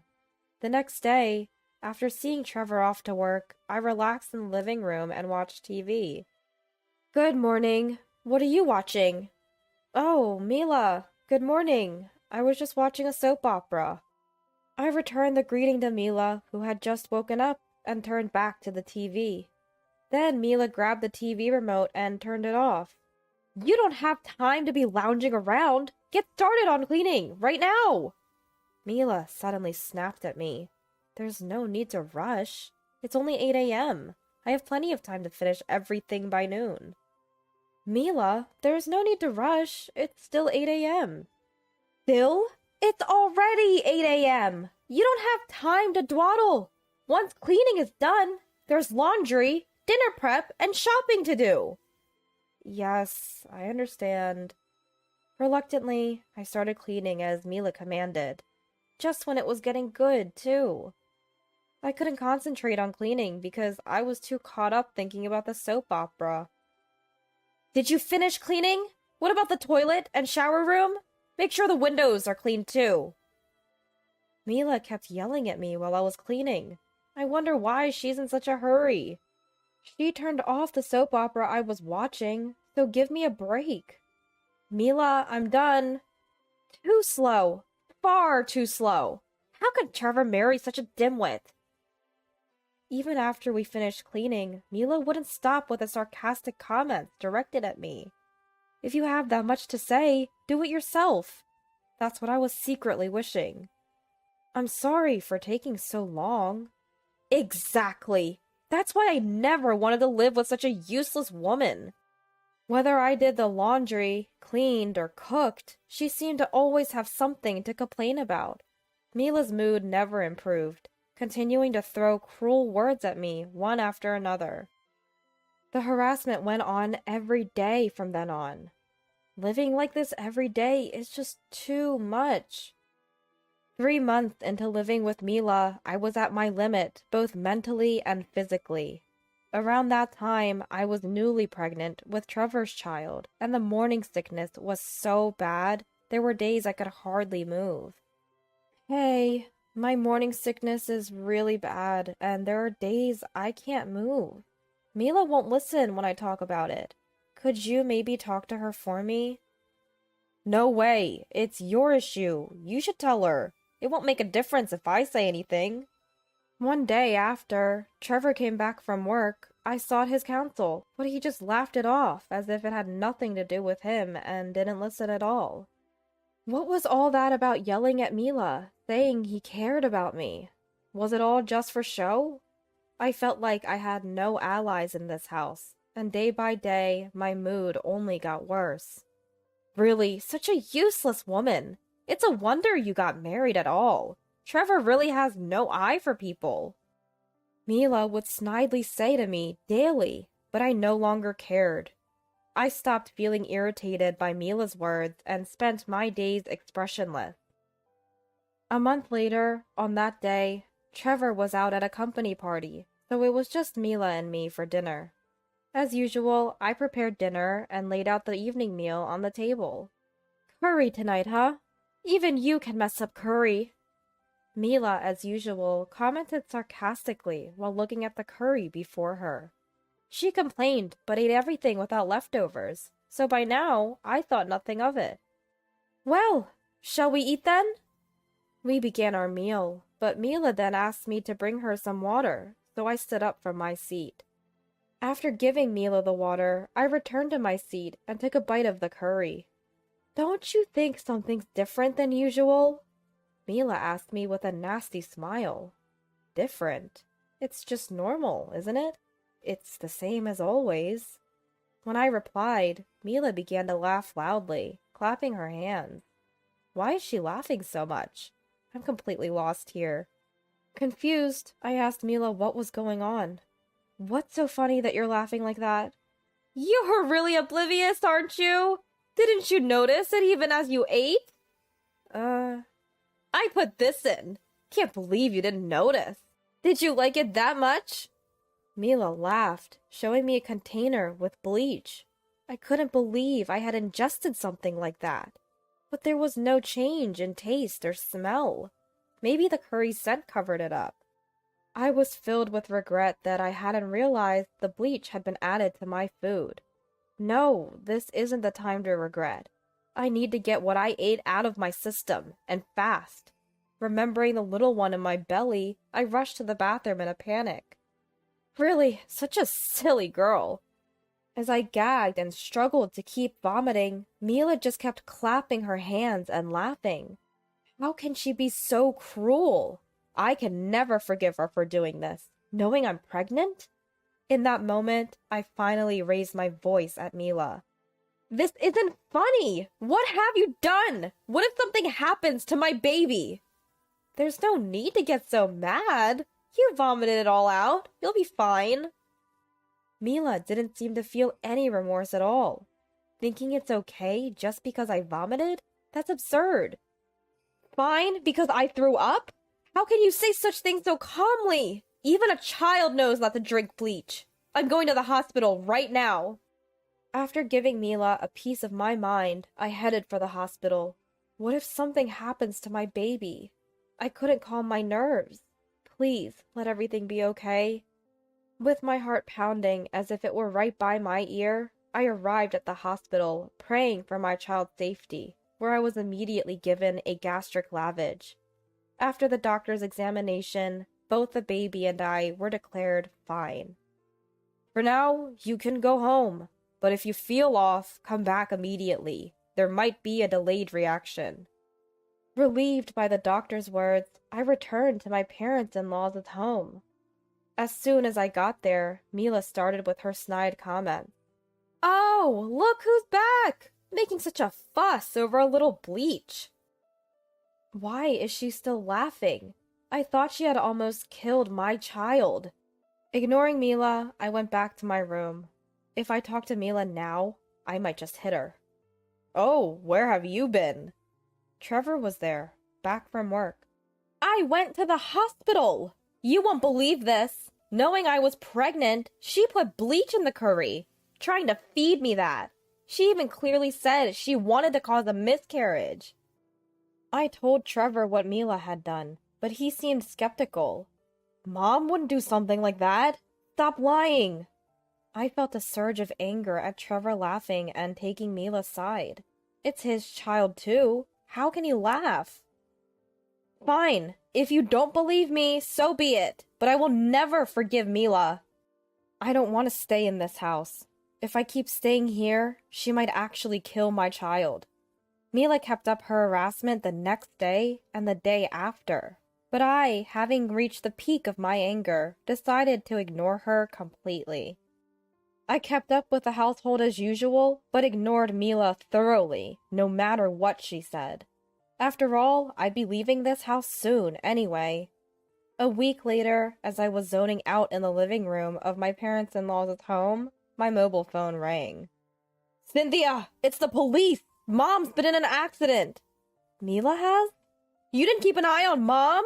Just get to the hospital immediately! Mila had an accident? Now that I think about it, she did say she was going to buy groceries herself today. After hanging up with Trevor, I headed to the hospital where Mila was taken. As much as I dislike the person, I wouldn't feel good if she died. I just hope there's no life-threatening condition. Upon arrival at the hospital, I entered the private room where Mila was admitted. Is Mila okay? Yeah, she's pulled through. There was a grim look on Trevor's face. What happened?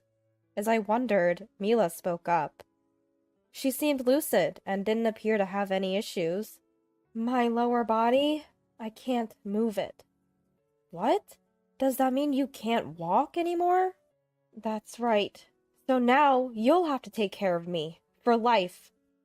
Due to the accident, Mila suffered spinal cord damage, resulting in lower body paralysis. Hearing Mila's declaration, Trevor also broke into tears, saying, Exactly! Why did you let Mom go shopping in the first place? You should have took care of her, just like she said. That's what he told me. Why do I have to be the one to take care of her? This has to be a joke. I spoke up firmly to both of them. Why do I have to take care of Mila? After she almost killed our child? Fortunately, nothing happened, but what she did is attempted murder, you know. That may be true, but you're my wife. It's only natural for you to take care of Mom. Just because I'm his wife, I'm supposed to take care of Mila? He should take care of his own mother. Why don't you take care of your own parent? Stop pushing everything onto me. I have work, and I can't always be there. That's why I'm asking you. Plus, it's your fault for letting Mom go shopping in the first place. Take responsibility. Mila had said she wanted to go shopping, so I let her. Why do I have to be the bad guy? This family is so selfish. Realizing that arguing was futile, I stopped responding to them. 3 days later, Mila was discharged and returned to our parents-in-law's home. After dropping Mila off at the parents-in-law's home from the hospital, Trevor immediately left for work. It seems he has no real intention of taking care of Mila. Usually, you take the day off on your parents' discharge day. I'm so angry that he's dumped everything on me.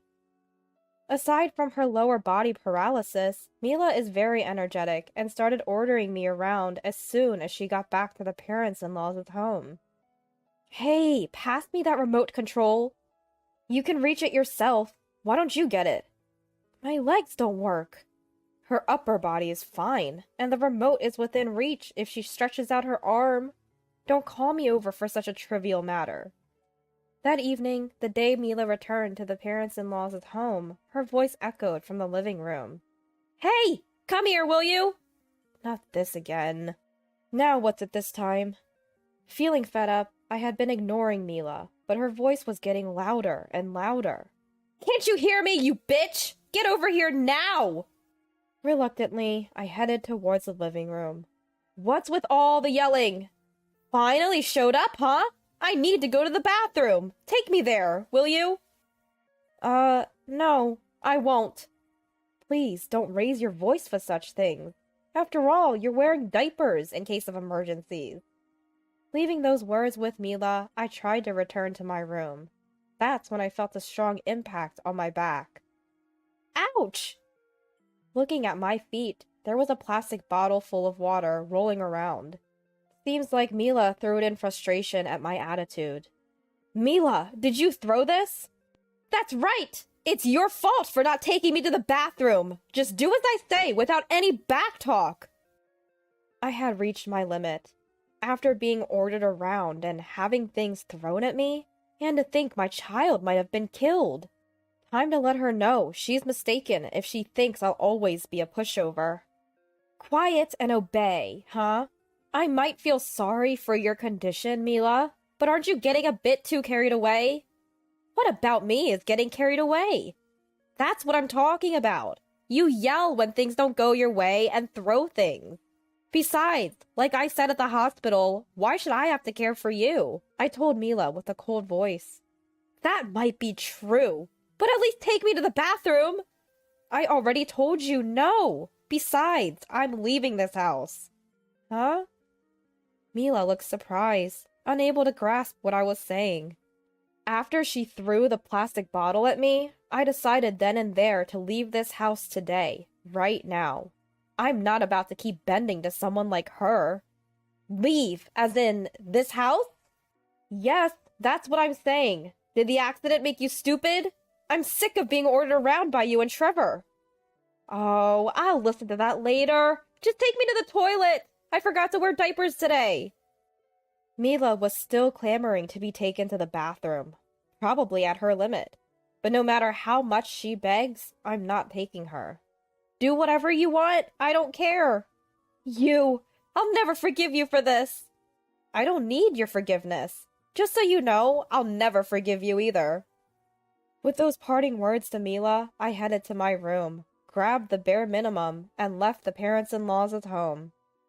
I half expected Trevor to call me after I left the parents-in-law's home on my own, but there was no contact at all. A month later, I had returned to my parents' house and was living a stress-free life. Life had been hard every day, so being at home was truly a joy. Then, on a day off, Trevor suddenly called. You're at your parents' house, right? What do you want? Calling me out of the blue. Just get back here. I have something to talk about. He calls now, after all this time, saying he has something to talk about. Absolutely not taking my calls, but now acting all high and mighty, huh? Ignoring me for a whole month just shows how little you care. What a selfish person. Still, this is a good chance to end things properly with those two. I might as well tell them directly that it's over between us. Fueled by anger, I headed to my parents-in-law's home. Long time no see, it's me. Come in. Trevor answered the intercom, and I stepped into the in-laws' house.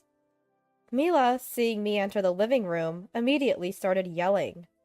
So you finally show up! Where have you been hiding all this time, you witch? In the past, Mila's shouting might have cowed me, but not anymore. Where? I went back to my parents' home.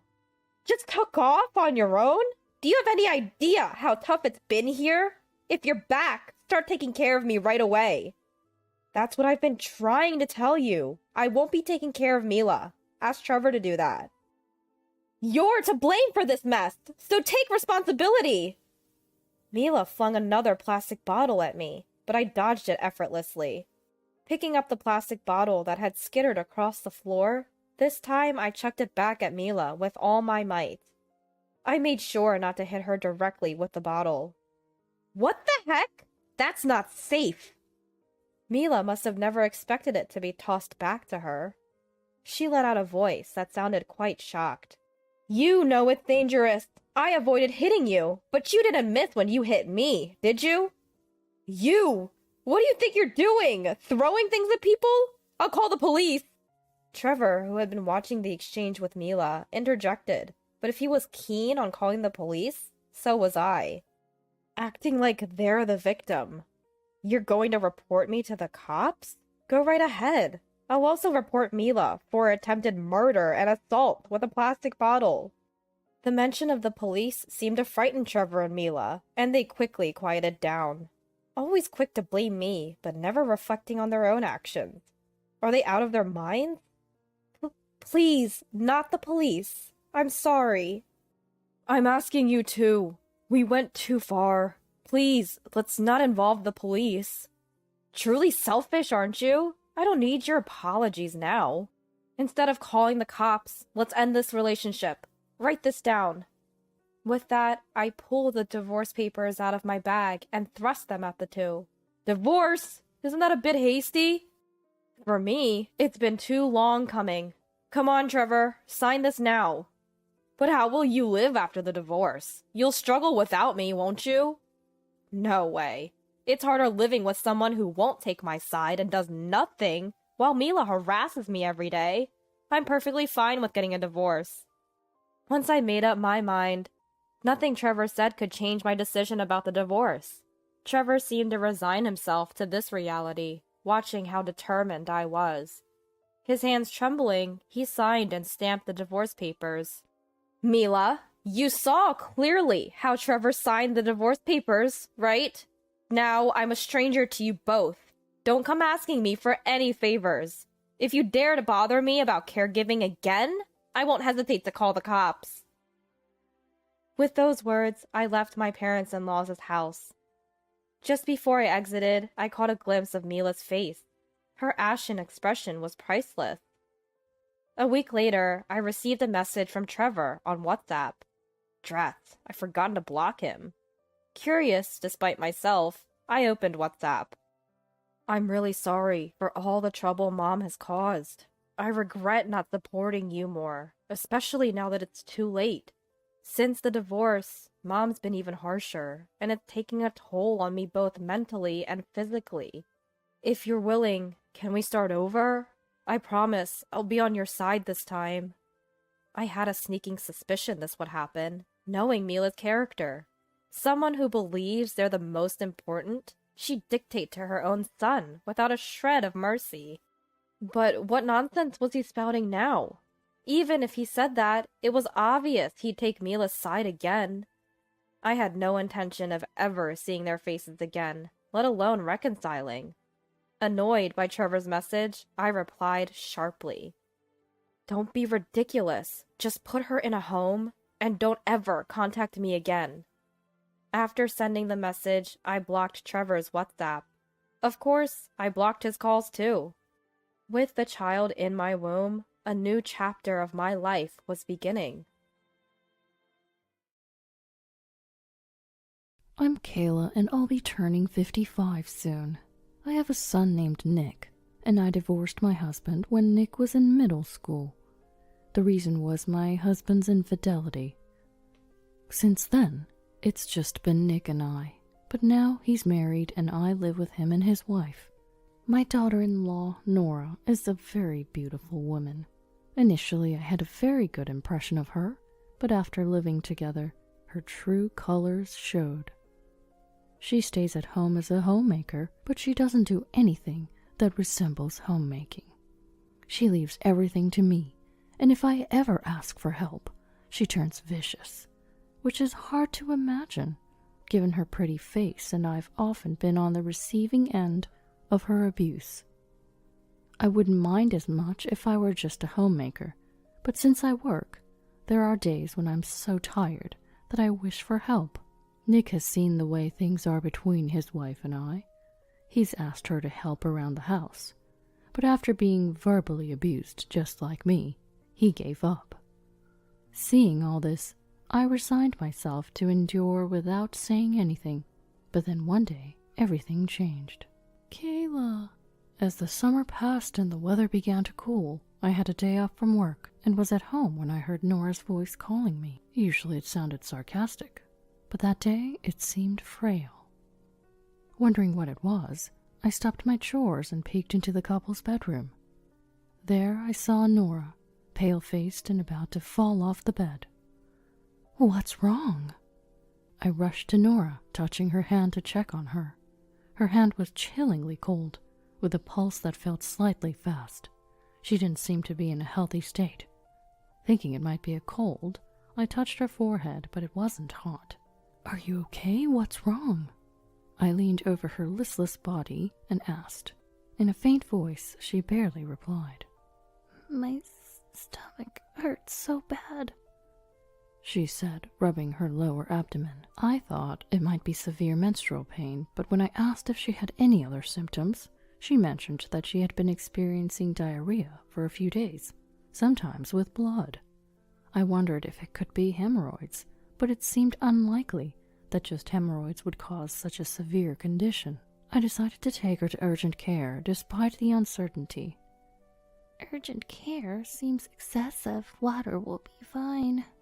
I told her that we needed to go to the urgent care immediately, and although she looked annoyed, her voice still sounded in pain. I was frustrated with her reluctance, but I forced her into the car and drove to urgent care. I informed Nick, telling him we were at the urgent care clinic, and he said he would come by after work, so we waited for him. The waiting room was full of people, and it looked like it would be a while before Nora's turn came.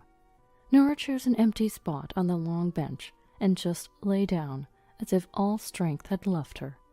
She must be feeling pretty awful to find it hard to even stay awake. Worried, I kept an eye on Nora while waiting for our turn. How long had we been here? After about 2 or 3 hours, we were finally called into the examination room. It was a struggle, but I managed to help the barely rising Nora to enter with me. That's where the conversation and a series of tests began. We'd arrived at the clinic sometime after 2 p.m., but by the time all the tests were done, I think it was past 5 p.m. Not only was Nora worn out from being tossed around for tests, but I was also beat from just being there with her. It's exhausting, whether it's an urgent care clinic or not. I sat down next to the exhausted Nora and let out a heavy sigh. Then her name was called. I got Nora up again, and we entered the indicated examination room, locking eyes with the doctor inside. The doctor wore a grave look and said we needed more detailed tests, and then Nora had to be admitted immediately at the hospital. I knew this would happen.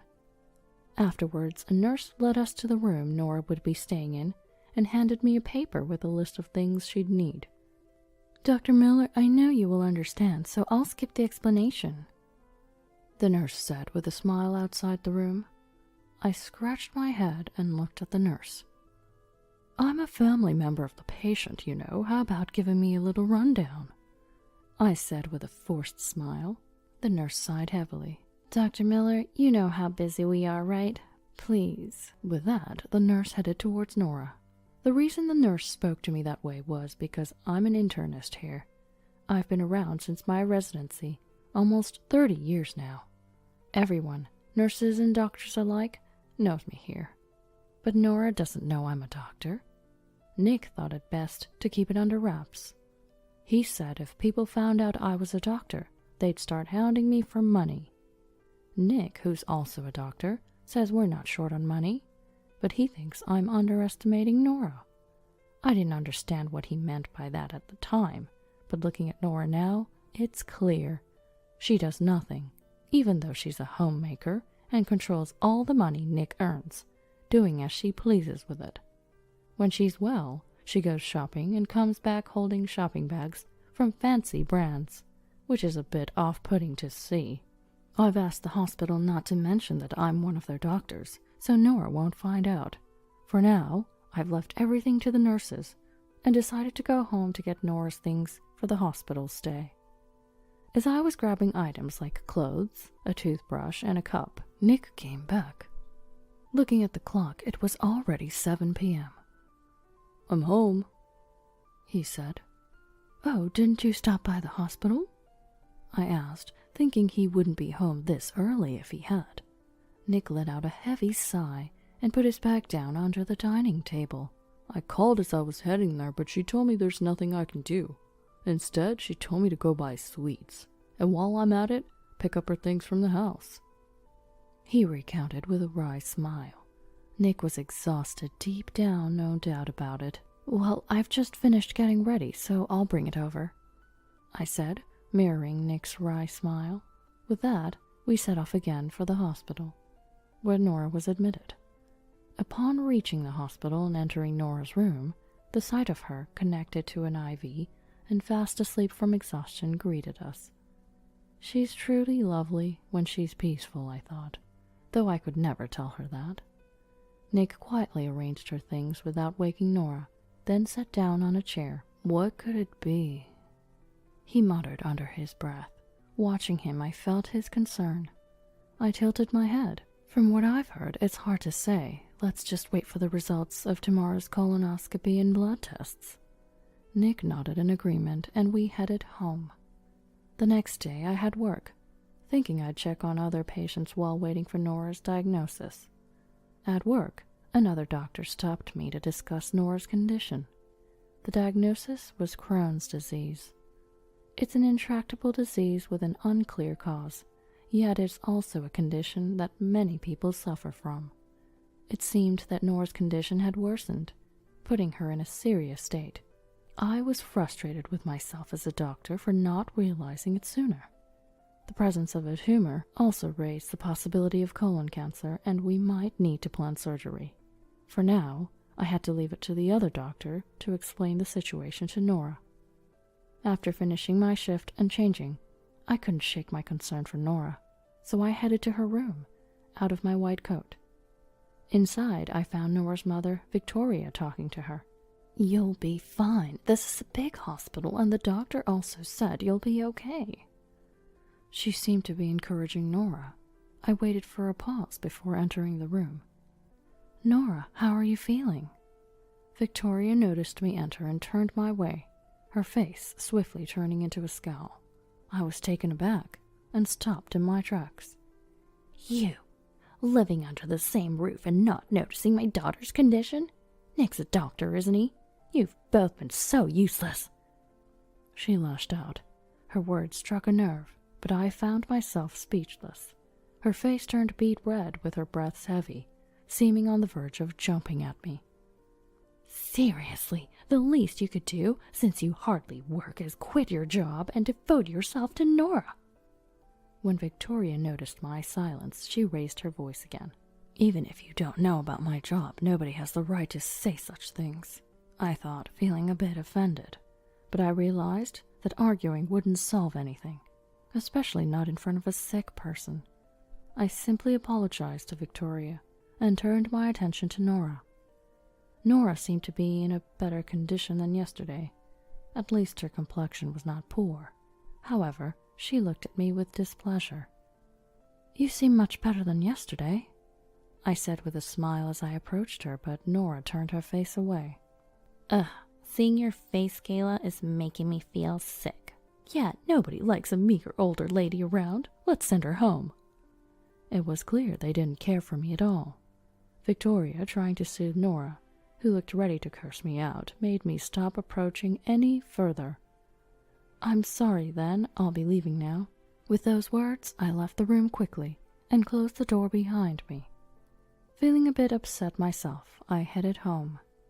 Nick arrived soon after, having visited Nora, and it seemed he had learned of her Crohn's disease. He lamented not noticing earlier, sharing the same sentiments as me.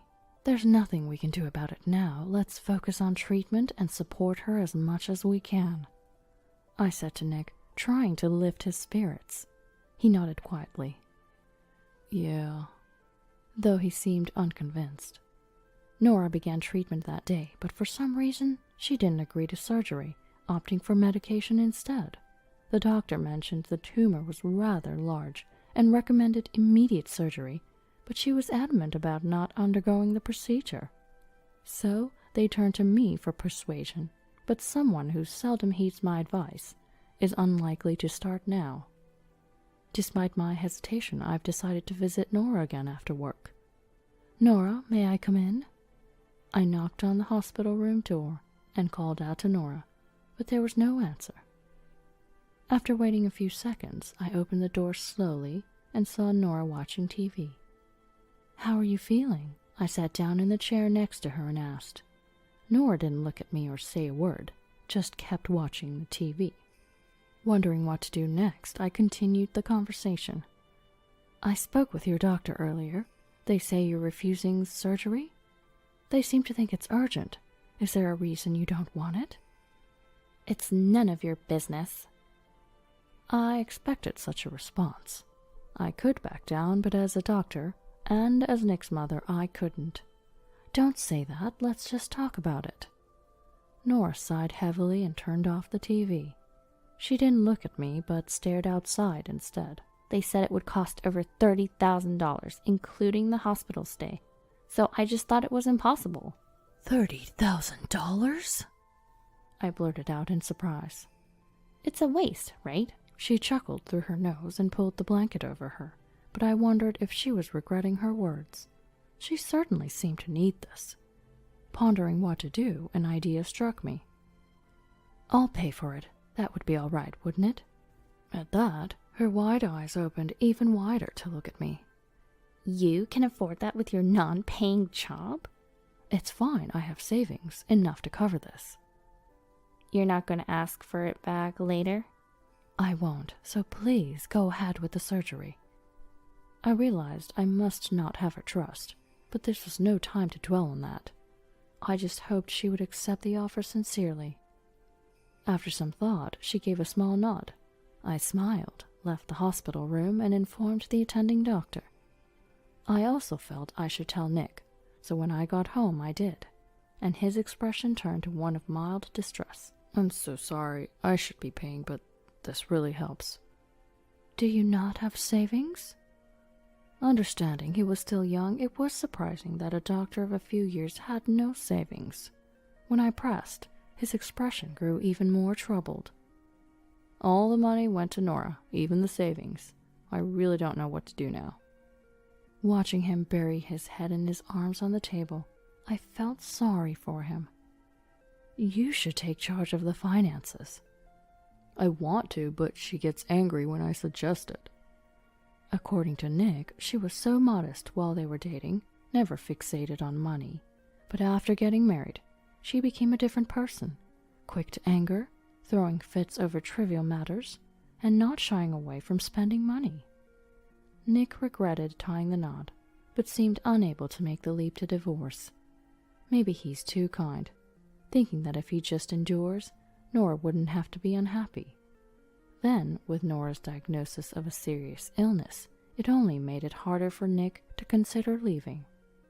Certainly, if he were to propose divorce to a seriously ill Nora now, he'd be met with cold stares.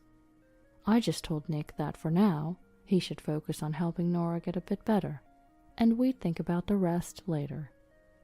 A few days went by, and on a day when Nick and I both had off, we went to see Nora. Entering the hospital room, Victoria was there too. "Hello."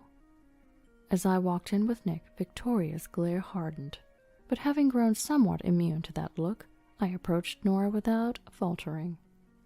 Nick, apparently not used to it, stopped in his tracks and didn't come closer. "How are you feeling?" I looked at Nora, whose complexion seemed a bit off, maybe not feeling well. "I don't know." Her response to my words might be a small sign of progress. I smiled at Nora's words and pulled out a check from my bag. I had put it in an envelope. "Here, this is what I promised you before." As I handed it to her, Nora's eyes lit up. She grabbed it and immediately checked inside. She looked pleased, as if she'd been waiting for it. From the outside, you'd think she loved money, which left me with a wry smile. "What's this?" Victoria, unaware of the money situation, widened her eyes at the check in Nora's hands, then shot a sharper than usual glare my way. "What is this?" "This is for the treatment expenses. Nora was worried about the costs," I replied, wondering if I should have gotten Victoria's permission beforehand, to which she narrowed her eyes and scoffed. "Playing the savior? Don't get ahead of yourself." With that, she snatched the check from Nora's hand and pushed it back at me. Nora whispered a small, "Ah," but quickly looked down when Victoria glared at her. "I didn't mean it that way. I just heard that it would be better to have the surgery as soon as possible." "There's no need. This child is strong and can make do with just medication." "The doctor in charge didn't say that." I wonder why Victoria is so against surgery. It's as if she can't entertain the thought. I look over to Nick, keeping my distance, but he shrugs, seemingly clueless. "Nora says she's fine with it."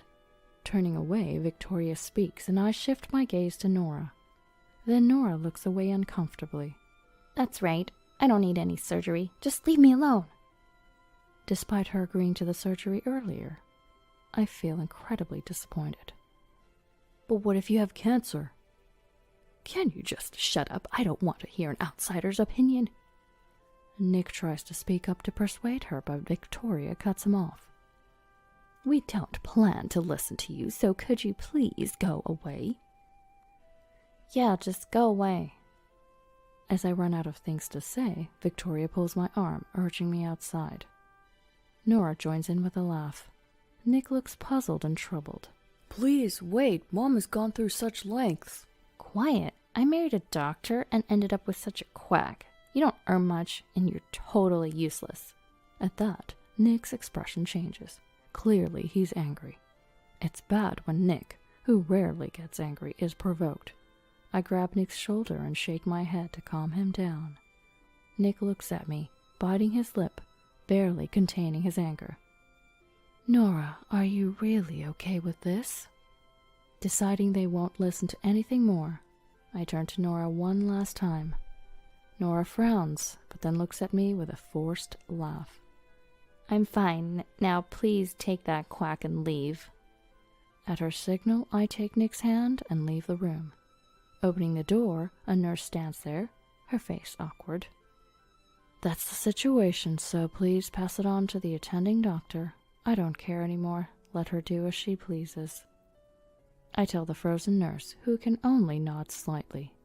Then I urge Nick to go home, and after that, I head to the director's office to convey something before returning home.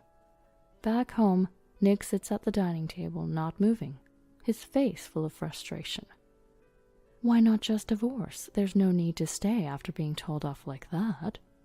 Nora's words had struck a chord with me, too. I'm a doctor, but before that, I'm Nick's mother. I can't stay silent after being disparaged by Nora and Victoria, but still. Yet he seems undecided, his hand on the table gripping tightly, trembling slightly. It's your decision, but I'm done living with that girl.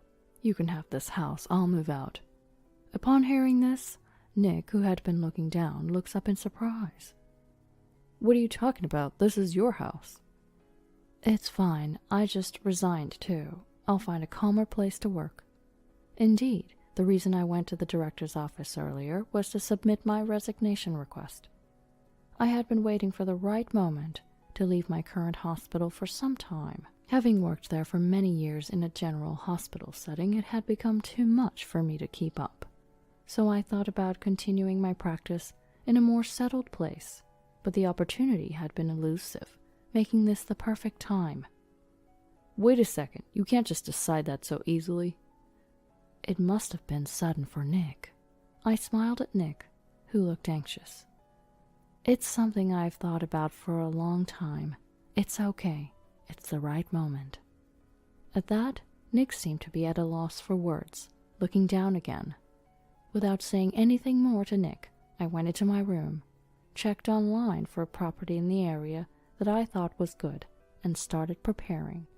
Months later, as I told Nick, I moved away from the place I had lived before, relocating to a much more rural area. I managed to fit in with the community and am working as a doctor in a small hospital.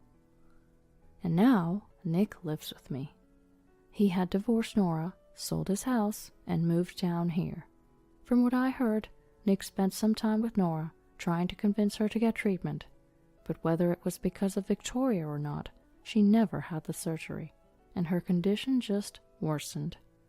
But she still had the energy to berate Nick, and seeing that she never changed, Nick grew tired of it, especially when Victoria started demanding alimony, blaming him for Nora's condition, calling him a quack.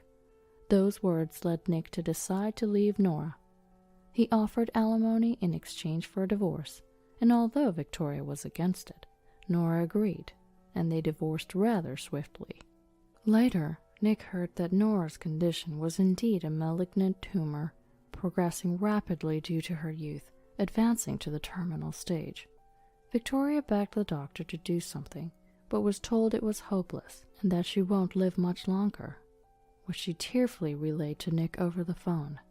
Nora also reached out to Nick for help, but since she had refused it when it mattered, he did not respond. It may seem heartless, but this was a consequence of their own making. Nick was down for a while, wondering if it was his fault, but as time passed, he found peace and is now working diligently at a new hospital. I sometimes think of Nora, but now there is nothing I can do. I just hope she can spend what time she has left in happiness. My name is Lauren. I'm 38 years old and a housewife. I retired and became a housewife after marrying my husband, Gabby. We have 2 children. Our daughter, Sophia, is in 3rd grade of elementary school, and our son, Lester, is in 1st grade. I'm home. Ah, Daddy, welcome back. Welcome back, Daddy. I got 100 on my test today. Oh, that's great. I got 100 too. Lester is just a 1st grader. It's not that easy for him. Sophia is being mean. Well. Hey, both of you, you're troubling Gabby, aren't you? Gabby, welcome back. I'm home. Gabby works at the city hall, and he says his current department generally allows him to come home on time. Therefore, even though he's busy with work, he manages to get home in time for the kids' dinner and helps out with household chores. He's a husband whom everyone in the neighborhood is envious of. Go take a shower with the kids first. I've already filled the tub with hot water. Oh, thank you. During the usual conversation, Gabby's mobile phone suddenly rings. Daddy, your phone is ringing. Oh, it's from Mom. Let me answer it. Hello? Hello? Gabby, how have you been? Gabby pulled the phone slightly away from his ears and frowned. I could clearly hear Deborah's voice from where I was standing as well. Mom, can you lower your voice a bit? It's hurting my ears. Oh, was I speaking that loudly? By the way, how's Lester? I want to see my adorable grandchildren. It's been a while. Deborah keeps dominating the conversation, making Gabby visibly annoyed. Gabby's parents' home is in the neighboring state, about a 2-hour drive away. We only visit around Christmas, so we see them about once a year. There is a reason for that. Sorry, we're about to eat dinner, so I'll call you back later. What? Wait, Gabby. Gabby abruptly ended the call and switched back to a smile. Wasn't it Grandma on the phone? I'll call Grandma back later. For now, I'm hungry. Let's take a shower and then have dinner. Okay, all right. Gabby headed for the bathroom with Sophia and Lester. I assume Gabby didn't want the children to hear his conversation with Deborah while they were awake. After dinner, once the children were asleep, Gabby called Deborah back. Honestly? How long are you going to make me wait? I go to bed early, you know. I get sleepy at night. I didn't want to show the children an angry face. Mom, why do you always focus on Lester and never care about Sophia?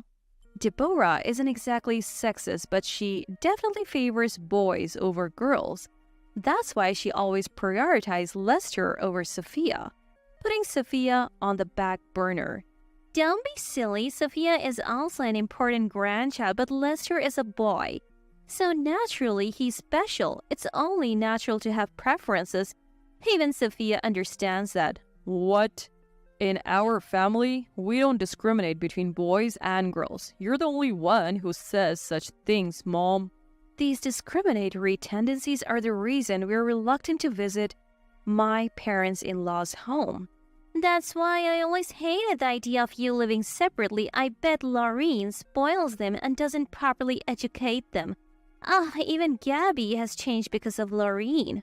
I couldn't help but smirk at these words. Little did Deborah know, not being tech-savvy and all, that her call was on speakerphone and I could hear every word. And yet she had no clue I was hearing all her snide comments loud and clear. Laureen heard everything you just said.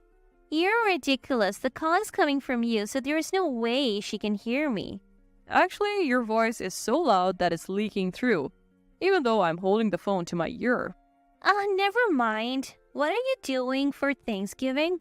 Why do you ask? If you manage your leave well, you could have a 10-day break, right? You should be able to visit then. Let me guess, you saw that on some daytime tabloid TV show? Just because it's possible doesn't mean it's happening. I have work on weekdays and I can't take a 10-day break. The shrill voice of Deborah echoed from the mobile phone set to hands-free. Both Gabby and I made sour faces. Gabby looked at me, his eyes asking, what should we do?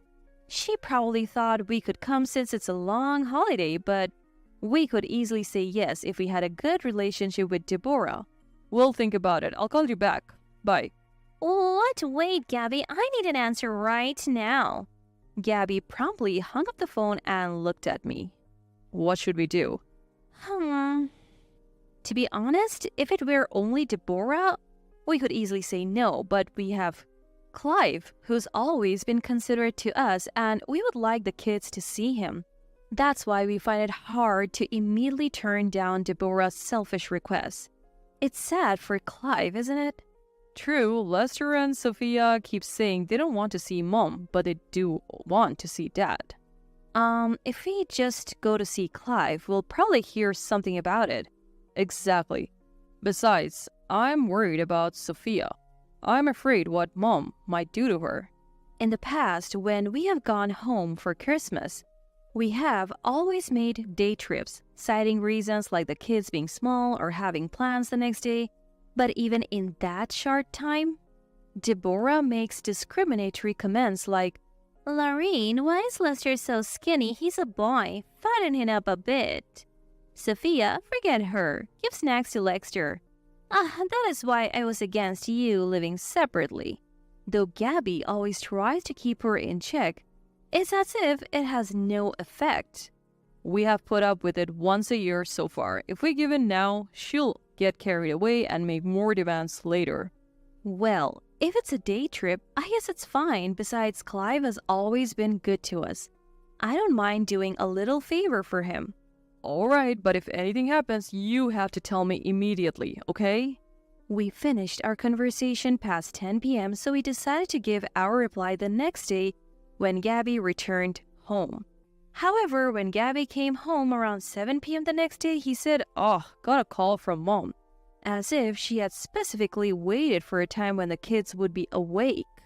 Have you given your answer yet? We were planning to call you back tonight. Do it sooner, so when are you coming? We can make it on Saturday the 18th. The kids have plans on Thanksgiving Day.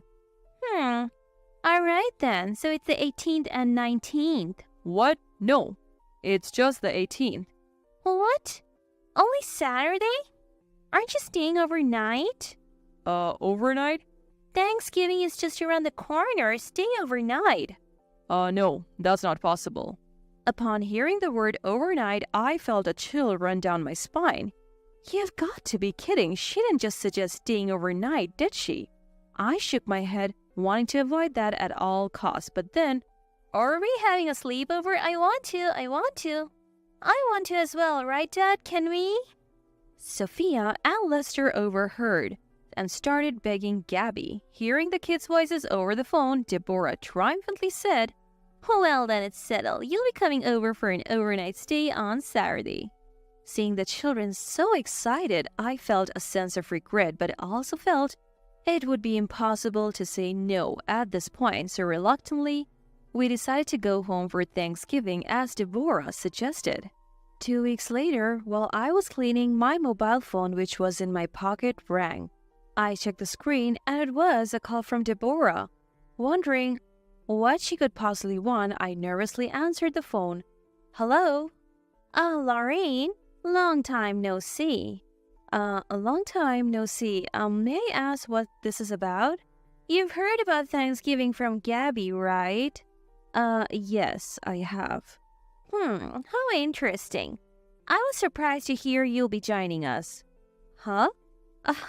Yes, I suppose so. I was under the impression that I had only invited Gabby and the Grants, so you can imagine my surprise. Just when I thought this was another one of her expected annoyances, I heard a loud voice in the background. It was Clive's voice. "Hold on, Clive. I'm on the phone right now." Enough of this nonsense. Hand over the phone.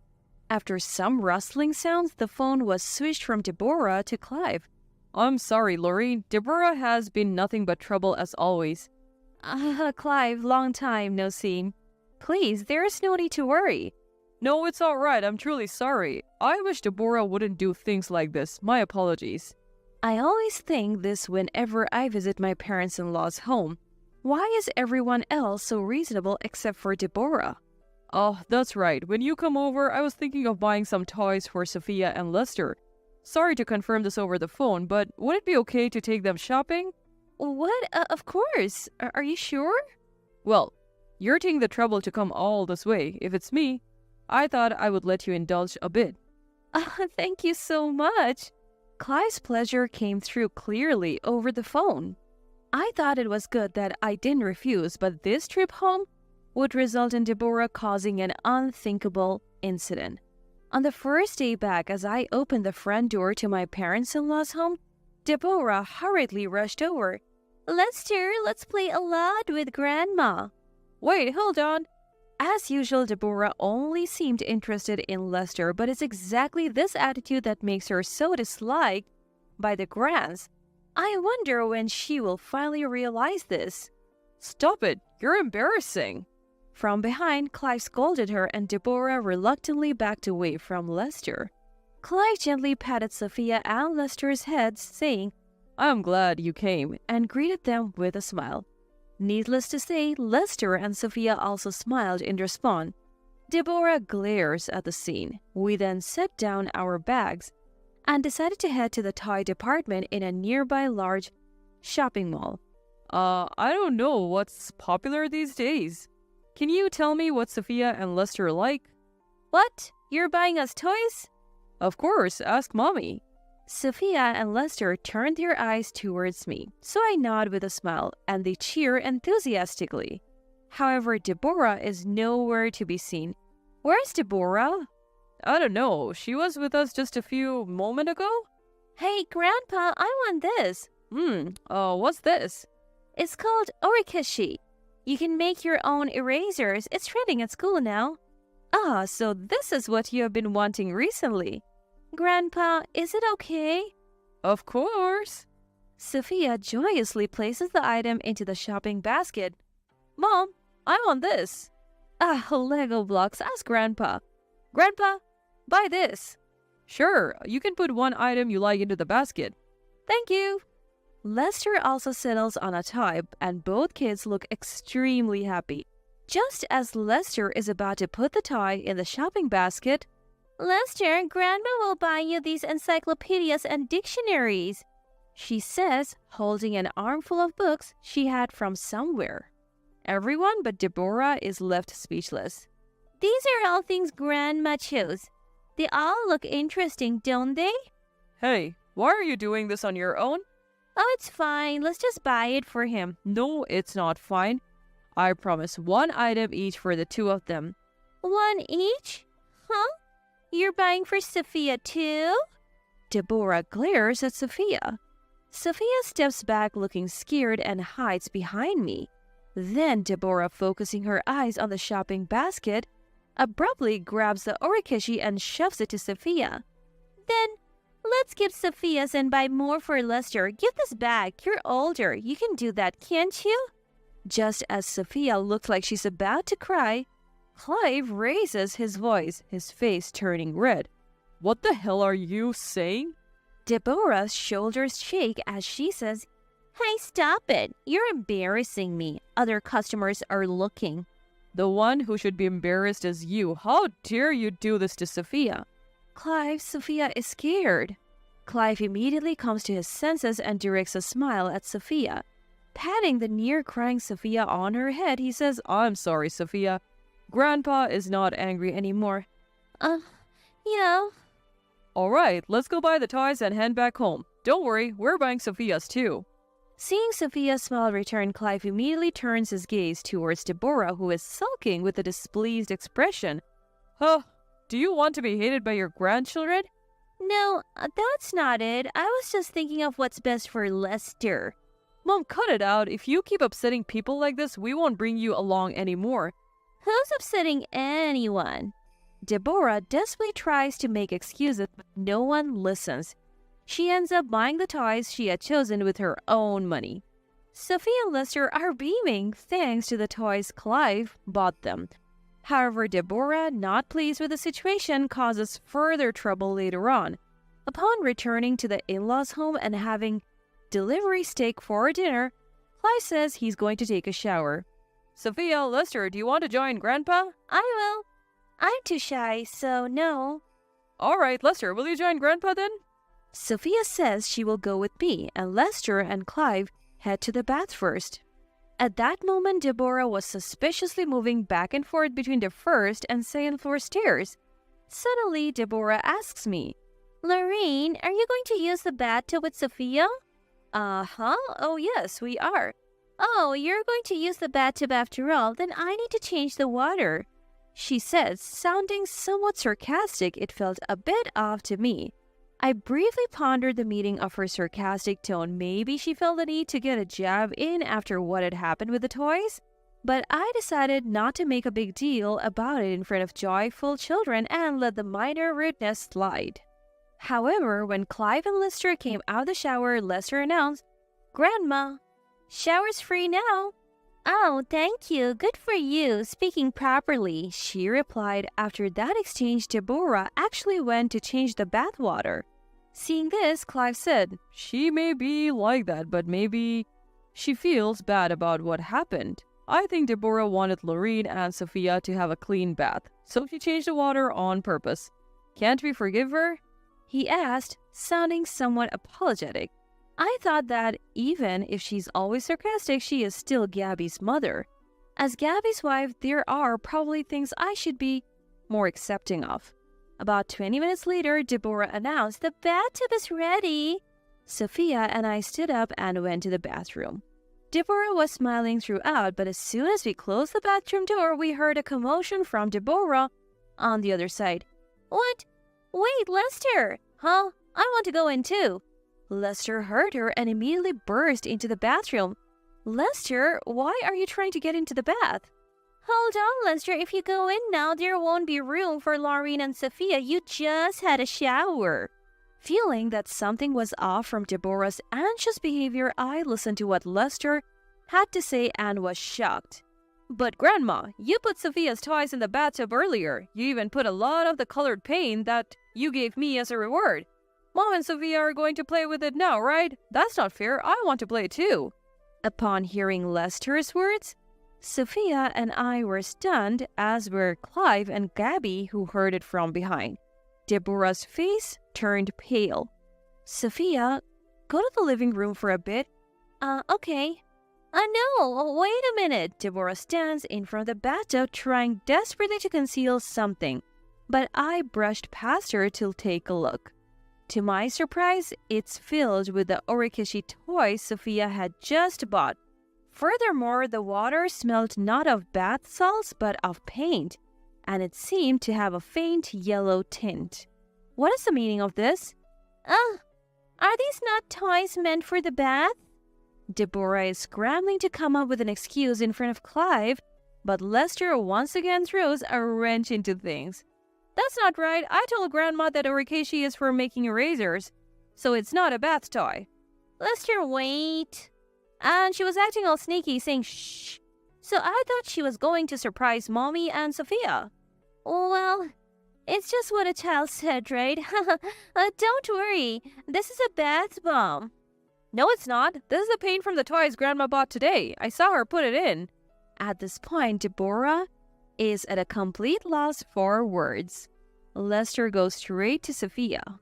Clive, there's a swimming pool nearby, isn't there? I'm taking Sophia there. Yeah, that's probably best. Can I leave the rest to you? I want to keep someone who would do this sort of thing as far away from the children as possible. Leave the rest to me. I'll cover the swimming pool fees. Why would we have to? At that moment, when Deborah tried to resist, Clive glared at her with an intense expression. Deborah stood there silent and wide-eyed. Clive then raised his voice towards the living room and said, Lester, Sophia, there's a swimming pool near our house. Go there with Daddy and Mommy. It seems the bathtub and shower are a bit broken. As Clive called out to Sophia and Lester in the living room, voices replied, Swimming pool? You say. Can I go too? I'm looking forward to the swimming pool, came the excited response. Laureen, I am truly sorry. Let's go buy Sophia's toys again tomorrow. Take care on your way. Clive said this with a smile. Since Deborah was still trying to say something, I changed my tone and asked, Is there anything else? Deborah stiffened and said, No, nothing. I will never forgive what happened today.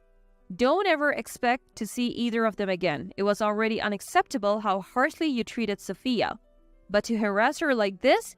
But everyone will listen to me. So you think it's okay to harass a little girl because of that? Deborah was at a loss for words.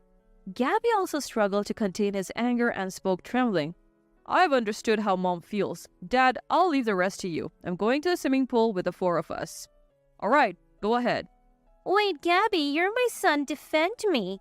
I won't call you Mom anymore. To me, you're just an unpleasant stranger now. I can't consider someone who hurts my important family as my mother. Gabby. I took Gabby, Sophia, and Lester along with our swimsuits and headed to the swimming pool. Both kids were extremely excited at the swimming pool, which they hadn't visited since the summer. It was good to see the children's smiling faces looking so happy. And when we got home, Deborah was nowhere to be found. Did you enjoy the swimming pool? Yes, it was so much fun. The pool was big. I see, that's good. Oh, Sophia, I'm sorry. I accidentally stepped on the box containing the toy I bought for you. What? I'm really sorry. So I'm thinking of buying you 2 toys tomorrow to make up for it. Wow, that's okay then. Not fair, me too. Sophia immediately broke into a smile. Lester also joined the conversation, looking envious, and Clive nodded in agreement with a smile. The next day, the 2 kids were thrilled with the toys they received. We then went to the local theme park with Clive and had a fun day. Of course, Deborah was not there. As for where Deborah went, apparently she was sent back to her parents' home while we were at the swimming pool. A week after our fun day, Clive contacted us to report that they had gotten a divorce. But then, about a month later, what, Deborah? In the morning, the intercom rang. When we checked the camera, there was Deborah. Let me in, please. I came to apologize. As soon as she said that, she began to deeply apologize right in front of the entrance. I'm really sorry. I was wrong, so please let me see Lester and Sophia. Deborah bowed her head, repeatedly pleading at the entrance. Well, it looked like a moment to accept her apology. Thinking, she really has reflected on her actions, I said, no. What? While it's natural to prioritize the children, it seems you have no intention of apologizing to me. Well. Even if you said you would apologize to me, I won't open the door. I told you I would never forgive you, right? Goodbye. Wait, Lorraine, please. I'll apologize to you too. I then hung up the intercom. It seemed like she was shouting something, but I ignored it. Immediately after, only Gabby went outside to send Deborah away. It seems she went back to her parents' home as soon as he mentioned calling the police. By the way, the two children don't seem to be concerned about Deborah's absence at all, saying, "We want to play with Grandpa again," and only mentioning Clive. Neither Gabby nor I have anything more to say about Deborah, and it looks like we'll be visiting my parents-in-law's home more frequently from now on.